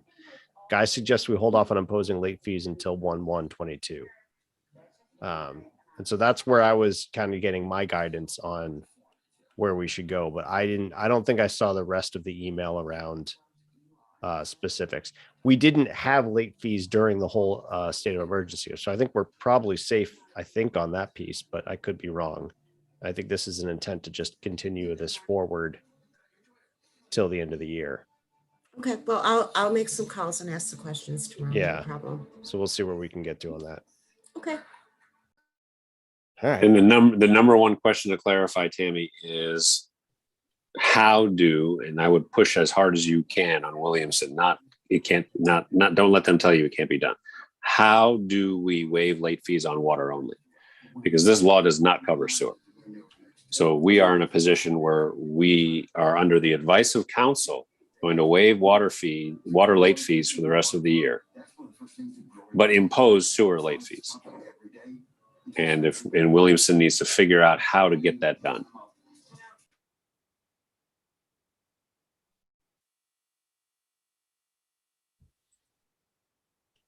All right. So with that in flight still, I'll just cover Cpzr and farmers market very briefly. On the farmers market side, there's a harvest market for November 22nd, pre-Thanksgiving, for those that are interested, from 12 to 3 at the market space. Otherwise, the market continues on as lovely as ever. And on the Cpzr front, we continue to have our monthly meetings. Next one is on Thursday, continuing to work through residential zoning. Just a heads up here, I've kind of been mentioning this in different places, that my intent is to, once we've completed our residential zoning changes, to circulate a draft here and more broadly in the community to start getting early feedback on that. I'd like it to be a little bit more of an iterative as we get through a section, get some review. I know Guy said he would appreciate that as well. And I think that'll make it a little easier to feel like people are giving early feedback in a moment when the committee is still very much engaged in the zoning piece, and not kind of waiting till the end and just kind of pushing it out there and feeling like it's done and you don't feel like you've had your voice incorporated. So just a little insight into the approach there. And then finally, and we'll talk more about this in old business, we had a scheduling miscommunication, and so the Cpzr public hearing will be on the 20th of this month. That's a Monday at 6:30 at the farmers market space outside again. But that does have some scheduling implications, because we will not be able to do more comp plan work this evening, which is probably all well and good due to the length of our already long meeting, but we may want to think about another additional meeting in October timeframe to kind of keep that process moving. So we can talk about that in old business.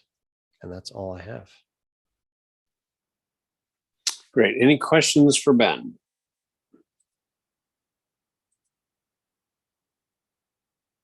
Okay, Keith, police. Try to keep it quick to move us along. Just some numbers to give you as an update for August: 190 calls for service, including assists with the Tompkins County Sheriff with 2 domestic disputes, 4 mental health assists, a T-Berg EMS assist with cardiac arrests and response to a residential alarm for police response, and 2 welfare checks at the CARS Drug Rehabilitation Center. Actually had 2 investigations for trespassing, one of which resulted in an actual arrest. That's really it for the report. We have some personnel matters to discuss in executive session. And the only other topic with regards to police I wanted to talk about was there was a, from all of the feedback I received, and I think Chief received, and maybe others of you have received, there was a really positive response to how we did Halloween last year. Tompkins County Board of Health notwithstanding, though I think they maybe came around at the end. I don't know though. Roden would have to tell. And by that I mean the closing down of select streets to allow more room for pedestrians to not only walk the streets at a distance from each other, but also improve safety, for kids walking at dusk and at dark on some of the more popular streets and not have to worry about a steady stream of traffic looking, for other trick-or-treaters dropping kids off. I think you all get it. So it sounds like it was, pretty positive response to us doing that. So Chief was asking me a couple weeks ago what will be the plan for this year's Halloween.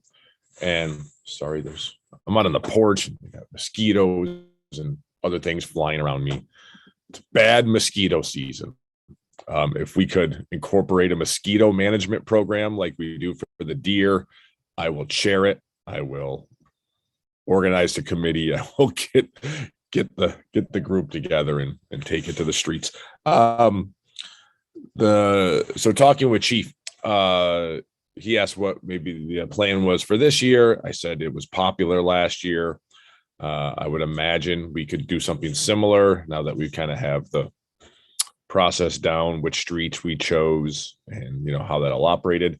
And then the question kind of came up, and I don't know, if anyone has any insight into if the group that put on that little drive-through program at the fairgrounds is thinking about doing something like that again. I heard that was really popular, but I don't know if they're going to do it again, if it's going to become a mainstay kind of attraction, if you will. So the thought was, if we're going to commit, what I would call village services to trick-or-treating every night. And this might be a crazy, ridiculous idea, and you can tell me that. You can just say, why would you even contemplate this? But my thought was, throwing it out there, if we're going to put village services into it and close down streets every year and, set up barricades and have a PD officer on bike patrol and all this stuff, does it make sense to not let Halloween become wherever the 31st falls and consider something where like we organize trick-or-treating in the village on, say, the final Friday or the final Saturday of October every year, and not so much go by when the 31st falls? I see a lot of positives to it, honestly. Any parent I've casually polled on this seems to really like the idea of not having trick-or-treat fall on a random school night, where they're working and things are crazy and you got to go to school for the parades and then you got to go back to work and then you got to get back home and prepare for trick-or-treaters coming. So that's one side of it. And then there's the other side of it, just the village, does it make more sense for it to, let's say it was always a Friday or something like that. I don't know. That was just a thought to, especially if there's other things going on in the area, like the fairgrounds show, if they're going to do the 31st every year, to kind of not have two competing interests, or make it more, easier for residents to manage if they live on closed streets, things like that. That's just something I want to throw out there. And if you think there's no reason to stress about that, to just keep it on actual Halloween night and leave it at that, then that's fine. But it's something Chief and I talked about. He kind of liked the idea, but again,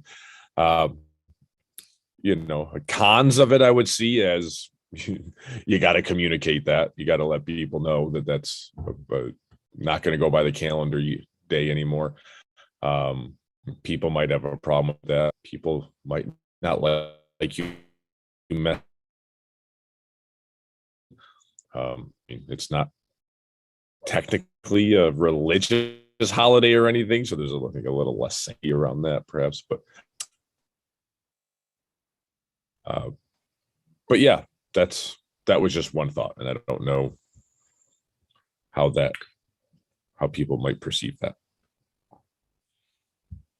So I actually, I'm interested because that is something that a lot of people have asked me about when they move here from other states. Apparently it's a thing. a lot of places do a weekend municipal trick or treating night. And then if it becomes well known that that's the case, I mean, I suppose people can always go trick or treat on their own on Halloween night, but they will know that there's probably no candy left at that point. I think it's probably a little bit late to try to pull that off this year. Of course, it is on a Sunday this year, so that maybe helps, although that's still a school night, so that's also no good at the same time. But if we were going to do something like that, and we can get a sense, maybe it's a state of the village thing, question. If it seemed like something we wanted to do, then I would want to start announcing whatever that program looks like, around Labor Day. Make sure everyone's really well aware of what's happening. But I'm not opposed to that idea. I know that it's something that happens in a lot of areas. For some reason, it seems like it's mostly, the stories I've heard, it's mostly non-New Yorkers. So maybe New Yorkers are Halloween traditionalists and insist on the 31st. I don't know, but it seems like it's fairly common elsewhere to designate a night.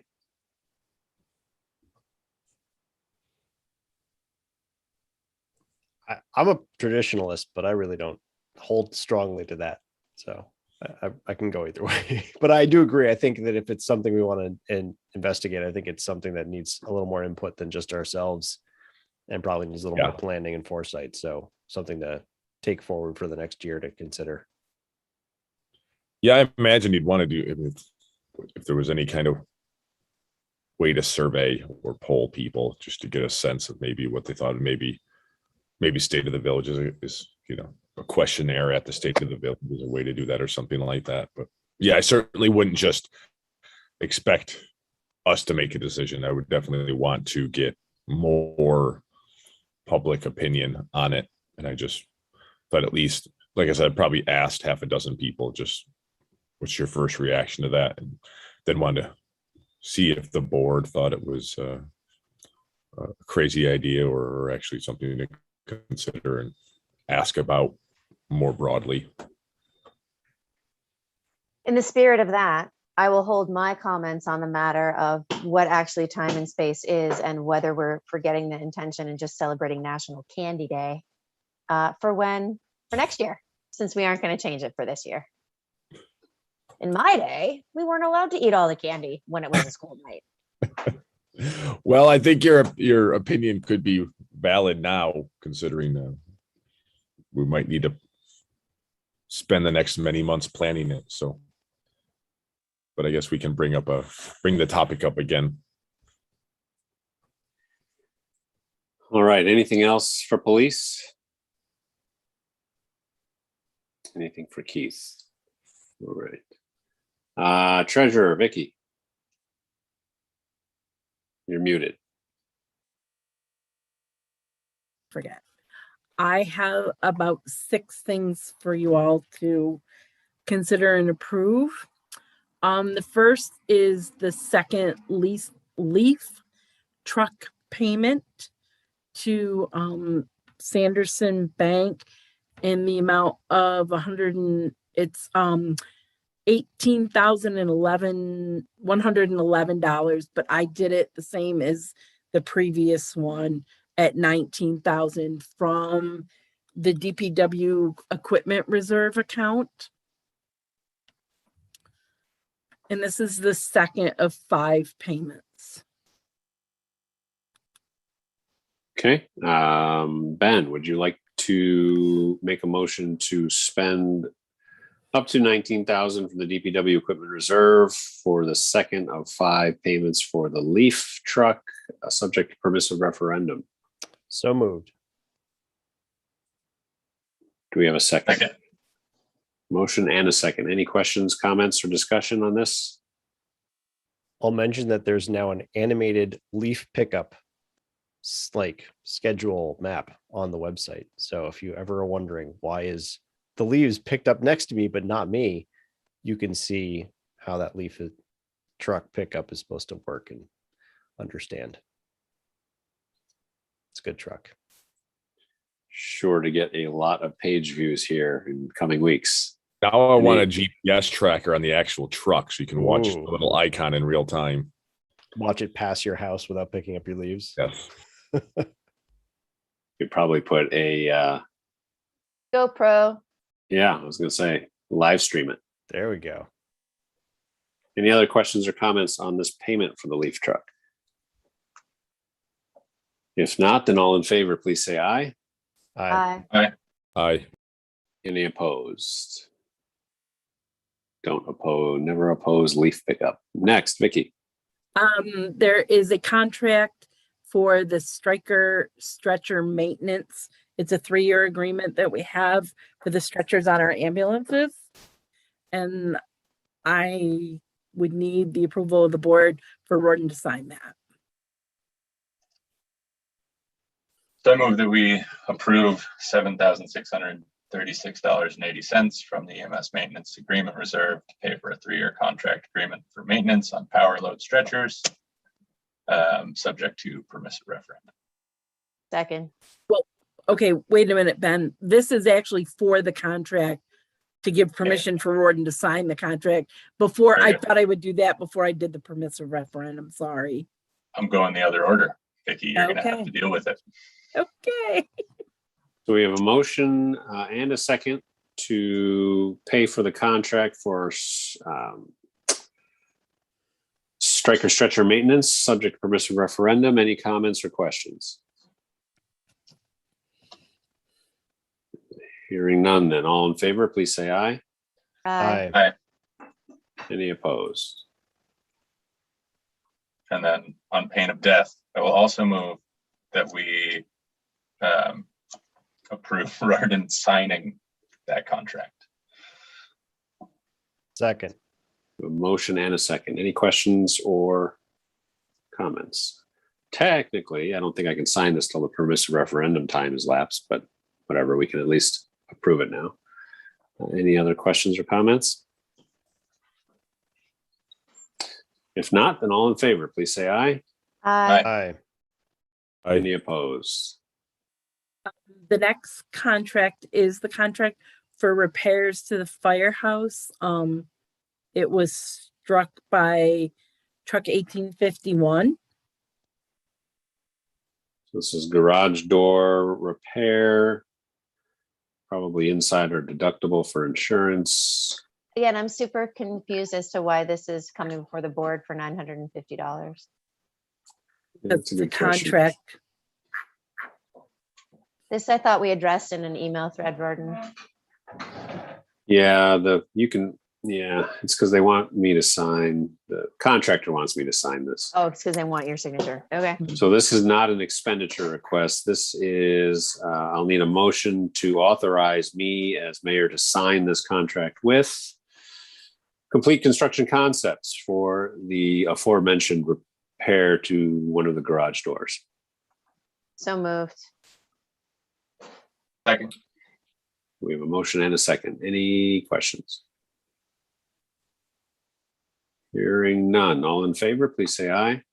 Aye. Aye. Aye. Any opposed?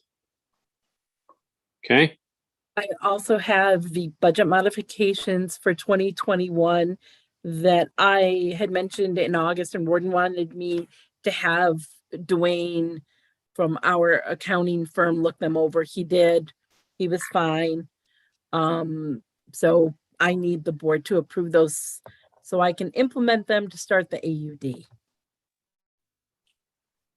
so I would entertain a motion to accept the 2020/2021 budget modification requests as presented. So moved. Second. A motion and a second. Any questions or comments? So if I have this right, out of a budget of whatever million we've got, we ended up just just shy of $12,400 of things out of not over, but like in different buckets. No, No, Correct. I'd have to let you know that figure, Ben. I don't have that right now. that's Those fine. are I the don't need to know it. expense- Okay. Yeah. But those are the expenses that we could cover from other budget lines. That is Got it. what he asked, Vicky. This is not Oh, our but I over don't- under. No, Right, no, but I don't think it's $12,000. I thought it was more. that's not what he asked though. Oh, So okay. the answer, Ben, is yes. Oh, okay. These are the shifts from one line to another throughout the year, total about 12 and change. Got it. Oh, And, okay, and I that, get but what- that might be different than the total amount that we're either over or under. It is certainly different because I have that number somewhere, Okay, Yes. good to know. and it is quite different. Fair enough. We're actually slightly to the good, but it's very different. I'm sorry, I misunderstood what he was asking. The last, Hold on. But- So we have a oh, motion and a okay, second. sorry. Any other questions or comments on the budget mod request? Hearing none, then all in favor of adopting the budget modification request as presented, please say aye. Aye. Aye. Any opposed? Okay, now, next, Vicky. Okay, the last one that I have is a budget modification for uniforms that I believe that Ben wanted to talk to you guys about. This is the one Ben wanted to push off, correct? Okay, Is we're that holding- what you we're- want to do? You want to push it off? We're then? holding off on this one, Vicky. Okay, okay, that's fine. And other than that, got June and July done. August closing should be done hopefully by the end of this week. Tammy and I'm gonna go to NICOM since Morgan's not here anymore. That's next week. Gonna work on the AUD, get that out, and our audit is the week of November 1st. So the rest of September and October are gonna go by pretty fast.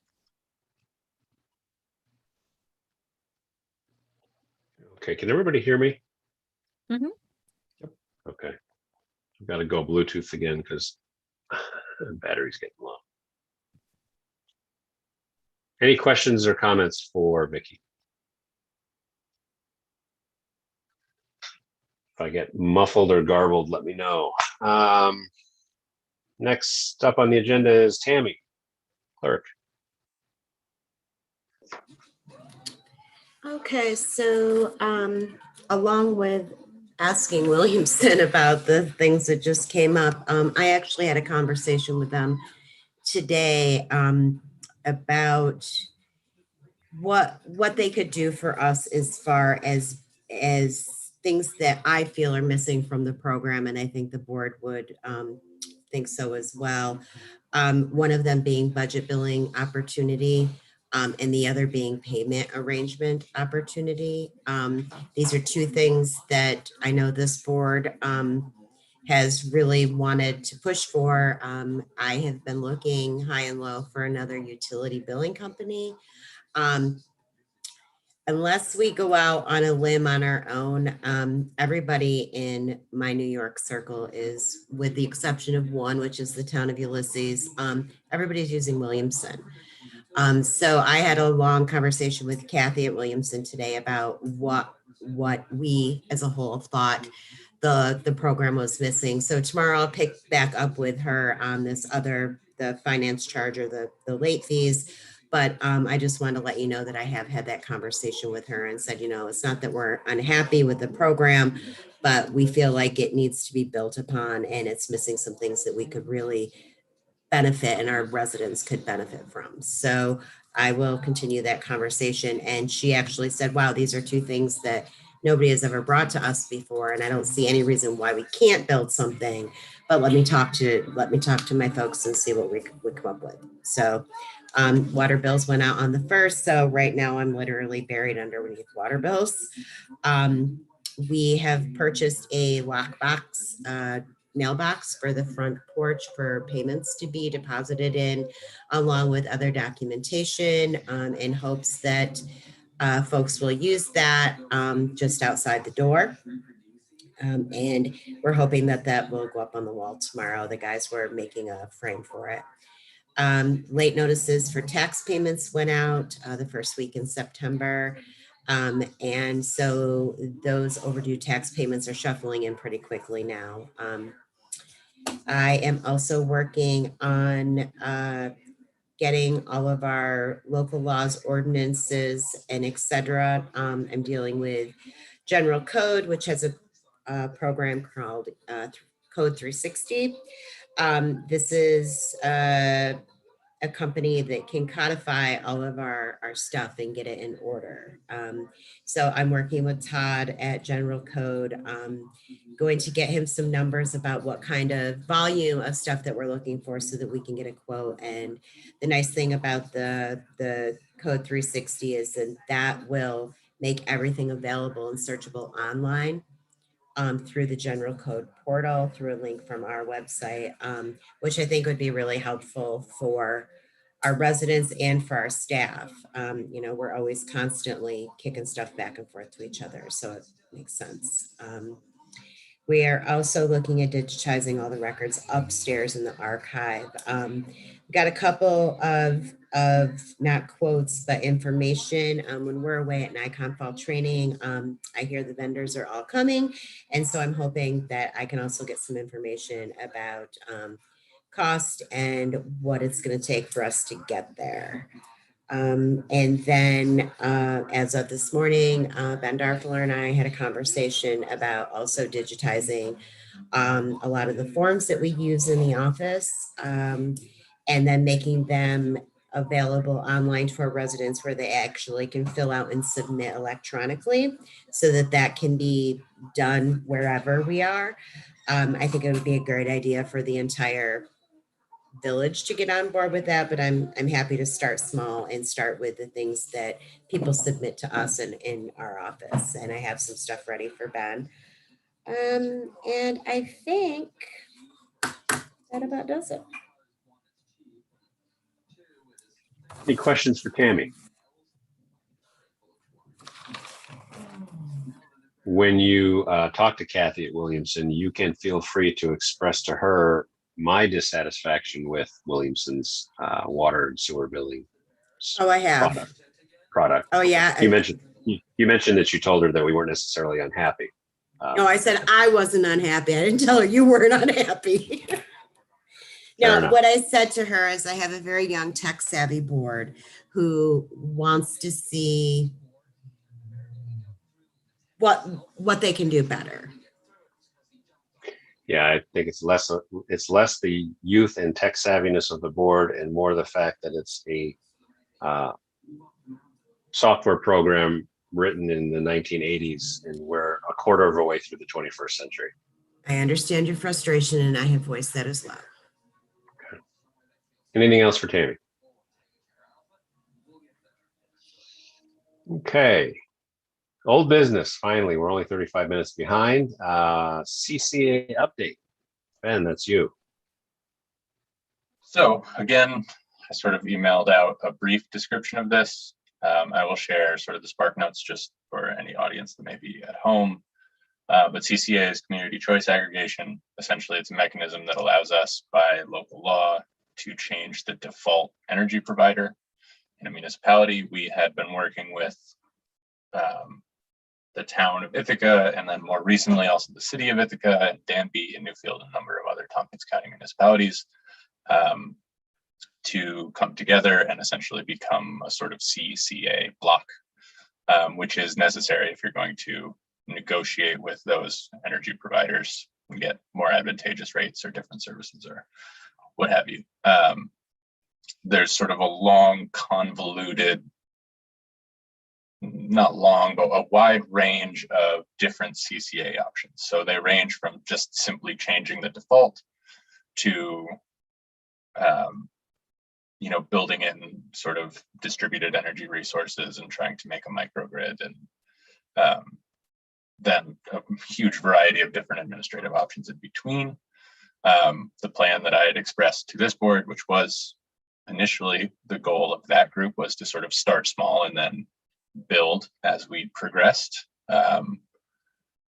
But there was a new member from the city who joined, who has a wealth of experience working specifically with CCAs in other places. And he advocated fairly strongly for essentially the opposite approach. So basically the town and the city of Ithaca will sort of go it alone, so to speak, in terms of CCA. They will be aiming higher. So for what is sort of called CCA 3.0, but essentially not only changes the default provider, but also builds in some of those distributed energy resources and establishes a local administrator. So rather than, going to a, a statewide entity that does that administration, they would be training Sustainable Tompkins to become a local administrator for the CCA. And then from there, once that's established, then they can add other communities through MOU. So it basically streamlines the process and gets us to a higher result.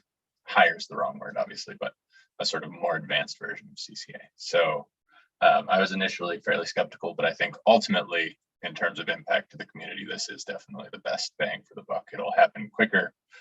We don't have to outlay any sort of financial resources along the way, nor will any of the other small surrounding municipalities. So it really does streamline the process. It does mean, in theory, we will be getting monthly at most and quarterly at worst updates along the way that I will share with everyone. But it does mean that for the moment, at least, our decision making and sort of more, information sharing, finger on the pulse kind of thing will be much more limited. So it's sort of a wait and see, and I'll let you all know how it goes. Excellent. Any questions on that for Ben?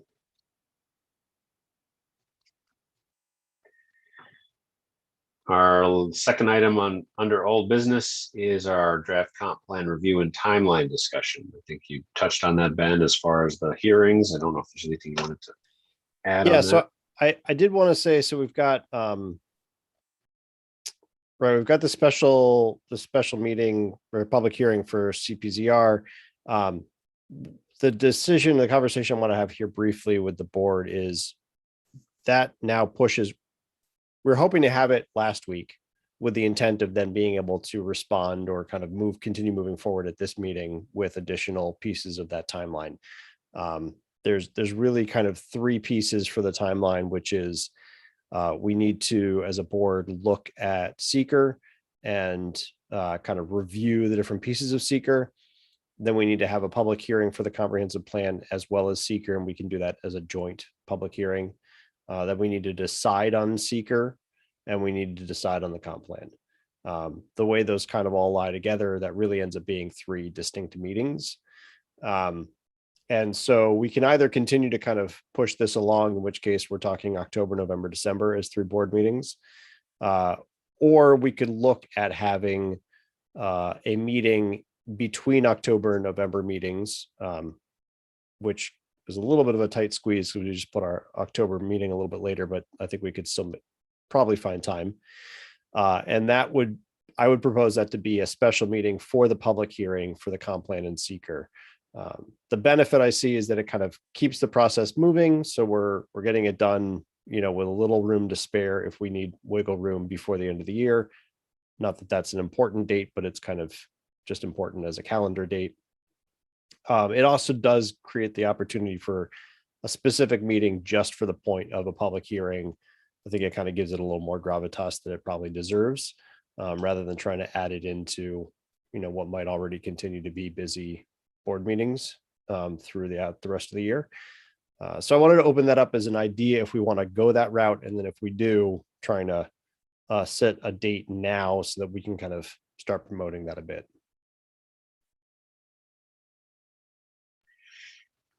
Any thoughts? Yeah, let's do it.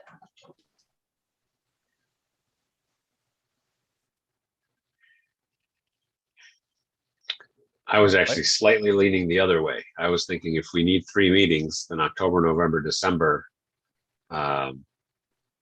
actually lines up relatively nicely. I know trying to get additional meetings in as we approach November and December and the holidays are always tough. If we had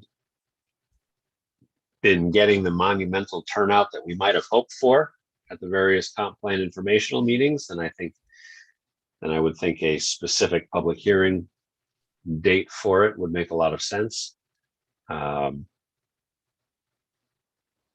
but yeah, that's just not married to those thoughts, but that's my initial leanings. So I don't want to be hasty. I think we really haven't been hasty. I think we've been like thorough and open. And I think that extra meetings are always tough. And but if it's just that, right, can we maybe try to not pad other things since we're all in it together? I mean, that would be one thing if time is a consideration for the extraness. What would you be thinking, Ben, for October? Yeah, something between our October and November meetings. So that would be now, maybe the following week after the 18th. So if Mondays continue to be good, maybe that's the 25th. So what would you want to do at our regular October meeting, comp plan wise? Yeah, so let me pull that up real quick. So I will not be in town October 25th. David Giles is turning 80. So our October board meeting would then become us declaring lead agency for seeker, reviewing the full environmental assessment form, and then so that those would be basically the two pieces, like taking on seeker and going through the pieces of it. Then that special meeting would be having the public hearing to hear from the community about the seeker as well as the comp plan. And we would at that point also likely, depending on what we hear, potentially review the rest of the full environmental form and declare yes or no on significance there, and then send that out to folks and prepare for our public meeting in November. Now noticing that. And then you'd be thinking about another, well, that would be the public hearing for seeker and the comp plan, or just seeker? For both. I think we can do it. My impression is we can do one for both. One public hearing for both. And then we would have to notice there might be actually a step I'm missing, seeing as we have to notice this is a law and put that out there and introduce it, and then have the vote on the actual law in November is my thought. Sorry, just to interject, Monday, the 25th, if you're still looking at that, is actually the ZBA meeting night. All right. But I'm not married to that. I was kind of throwing that one out there, but it would be something between our October and November meeting. And so our November meeting would then actually be 2 weeks later, November 8th. And you'd be looking to vote on adoption. Adopt the local law, adopting the comp plan. Yeah. That would be the intent. And is that preferable to October meeting, November meeting, December meeting? I can go either way. The only downside to the downside I see to going October, November, December is if we hear something back somewhere, it does, that pushes us into next year, which is not the end of the world. It's also unlikely that would happen, I suspect, at this point in the process. The benefit is, just giving us a little more wiggle room and kind of having a special event to promote. But I'm kind of want to just get it done, but I'm not married to that idea so much that I need to kind of add additional meetings if the rest of the board would rather just kind of carry on. I think we can. I'm a little worried that if there gets to be a lot of feedback at that hearing, that it pushes that meeting longer, but I'm not entirely convinced that that's going to be the case. So any other comments from the board? Yeah, Tina. Just keep in mind, Ben, that I will need at least 2 weeks notice for the public hearing, because with the comp plan, it requires a 10-day notice, and I need 48 hours prior to the Good Journal. So just keeping that in mind. Yeah, my hope is to schedule that. I mean, we could have done it. It seems like we're leaning towards maybe just leaving it with our regular board meetings, but I've got that as a note for our October meeting to make sure we schedule it for whenever the next time is. Yeah.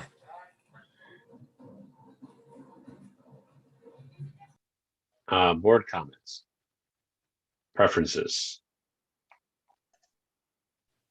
I don't think I have anything unique to contribute in terms of preferences. I sort of agree with Ben that it would be nice to be, to give it its own space if we could, but it's probably true that no one, seems unlikely that anyone would really come and sort of make our meetings run too long. So I'm happy either way, I guess. Although I also probably wouldn't be able to make the meeting between October and November anyway, so maybe I'm not the right person to be voicing an opinion. Keith, preference for October, November, December versus what looks like a Tuesday. Well, when are you back from the 80th birthday bash? Probably not Tuesday. Although we had this whole remote thing, so maybe this is a non-issue. I just know his actual birthday is the 25th, so I think where I am in transit is not relevant. You are able to meet remotely, yes. So yeah, just not the 25th. So preference of October, November, December versus likely October 26th or 27th and November. Like Ben, I don't think I have a real strong opinion. I don't see any conflicts for me personally on any of those days, but the latter sounds a little bit better to me. Being done before December. Yeah, I like that too. Also, I do like that notion that if something happens or something needs to be tweaked and it's got to go through Guy and then come back or whatever, like it'd be so great to start 2022 with the revised and implemented comp plan. Okay. I have a Preference. strong opinion, it turns out. Who knew? Surprise. Preference for Tuesday the 26th or Wednesday the 27th? Wednesday the 27th.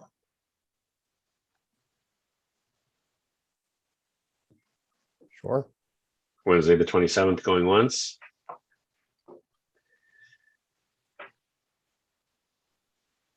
Okay, so then we'll plan on October meeting is declare lead agency. And you said review the full EAF. Yep. And then we'll do October 27 as public hearing on both. Yeah, and I think a public hearing on both, and then depending on how that goes, the option for reviewing the rest of the, finishing out seeker and declaring significance.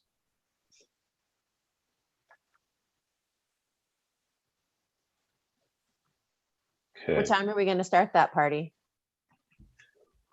6? Dig it. Too early? 6 is good. Tammy, you can notice that then. I believe those public hearings will have to run concurrently. No, sorry, consecutively. I think we need to do one, then the next. Open one and close it. Yeah, okay. Yeah. Consecutively, not concurrently. So we'll have to notice those separately. Okay, I'm good with that. And then just to make sure we've got enough time, if that goes straightforwardly and we want to introduce the law, is that enough time to do that and put up proper notice for our November meeting to be able to vote in November? I don't know what the timeline is there. I don't know if you know, Tammy. Everything with the comp plan seems to be a default of 10 days. All right. That's gonna cut us we decided October. 10 business or 10 calendar? I think it's been calendar. It's just been calendar. So that would work. Well, hang on. Do I it Monday, counted. Tuesday, Wednesday. Yeah, okay. You count too then. It's getting Yeah, we're it published in the paper. Yeah, that's 48 hours. Yeah, we're good. Okay, so then assuming we don't hear comments to the contrary, we'll have the public hearing. We'll look to determine significance for seeker. We'll look to introduce the law. So there'll be enough for that agenda to keep us busy, that special meeting. Okay, so let me just make sure I've got it right. So on the 18th, which is our regular board meeting for October, you're going to introduce the local law, the draft, No. along No. with doing the No. lead. No. Okay, No, October Back up. 18th. October 18th is lead agency declaration and a review of the EAF. yeah, okay, and seeker, yep. October 27th, Is the public hearing for seeker, the public hearing for the comp plan. Yep. And if we don't get hung up, then a decision on seeker, okay, which will make the public hearing on the local law adopting the comp plan November 8th. November 8th. I can't make that work. I don't have enough time between the 27th and November 8th. For which parts? Because we would have to.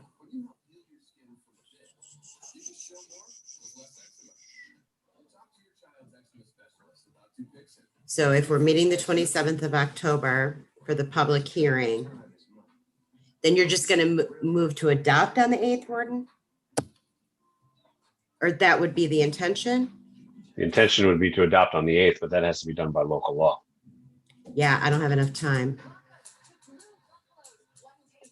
It's 12 days. What's the holdup is the publication of it? Which couldn't go in the Yes. Friday paper. It's not 2 days, so you can't No, submit so on the I- 29th. No, so even if I sent it on the night of that meeting, they would not publish till the 30th.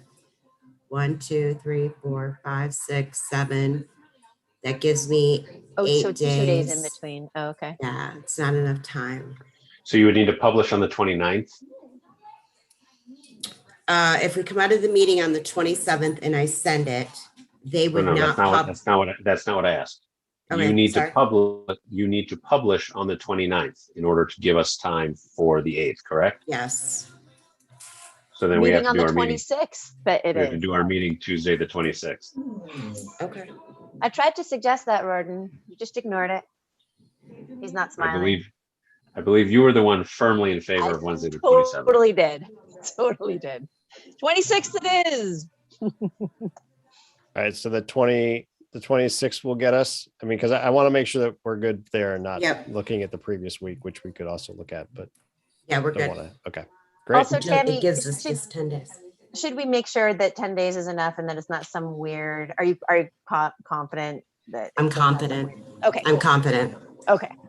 I know there's some squirmy weird stuff. So good. Thank you for being there. Yeah, local laws are generally 5 days, but comp plan gets 10. Just 10. Cool. The other option is we could do Wednesday, the 20th or Thursday, the 21st for the special meeting, secret public hearing, comp plan public hearing. Would be 2 meetings that week, but then we'd have plenty of time before the 8th. And we could remind everyone that doesn't show up to our meeting on the 18th that we're holding that special meeting a few nights later. I also like that.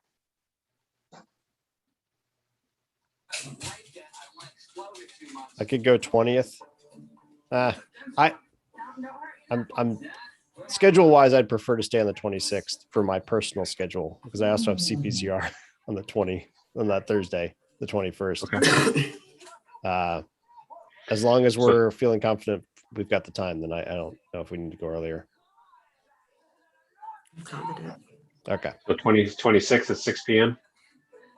Okay. That good with everybody? Okay. All right. Thank you all. Anything One else? real quick thing on the comp plan. I think I'd emailed this out, but we've been trying to nail down some wording for Indigenous lands acknowledgement. We have yet to hear back from Sachem George for any feedback on that. And I was pointed at the land acknowledgement that Cornell uses as part of their Indian studies, which has been reviewed by the Cayuga Nation. And so I'm inclined just to use that. And this is actually what Caroline has done as well. Just use that instead if we don't hear back in the next month. So we just keep, we've got something in there when we actually review this starting in October. So unless there's any concern with that, that's where I'm headed. My expectation is that we will not hear back. Separately from the comp plan issue, Sandy List, our historian, has been working on these street signs that we were awarded via grant with some Cayuga Nation language.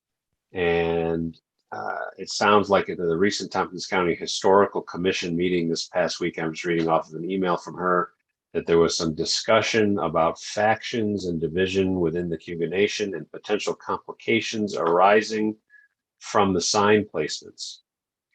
So it sounds like nothing is simple ever, anywhere. And so we probably will not be getting much help, I don't expect. Happy to be pleasantly surprised otherwise. Right, that's kind of what I assumed as well. I'll say for myself, I see this land acknowledgement all of the time, so I'm a little bit numb to it. But when I read it through, it really hits the notes that I think you would hope, right? I mean,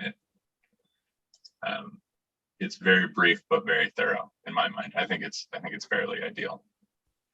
Yeah, I really liked it when I read it, and I was glad to Cornell find one, out. Ben's, that's what you're referring to?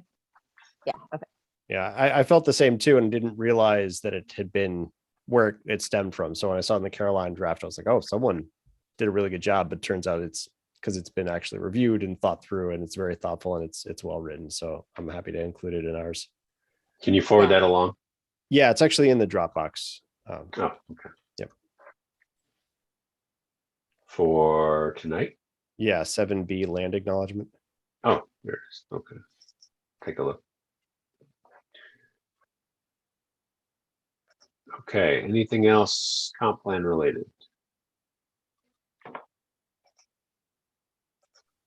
Any other items of old business? New business, Ben, you wanted to mention the stretch code briefly. I mean, to be honest with you, I think I'll just table it in the interest of time. I was going to introduce the idea, but y'all can check your email, and we can delay that until next week. And by next week, I mean next month, obviously. Okay. Any other items of new business not previously mentioned?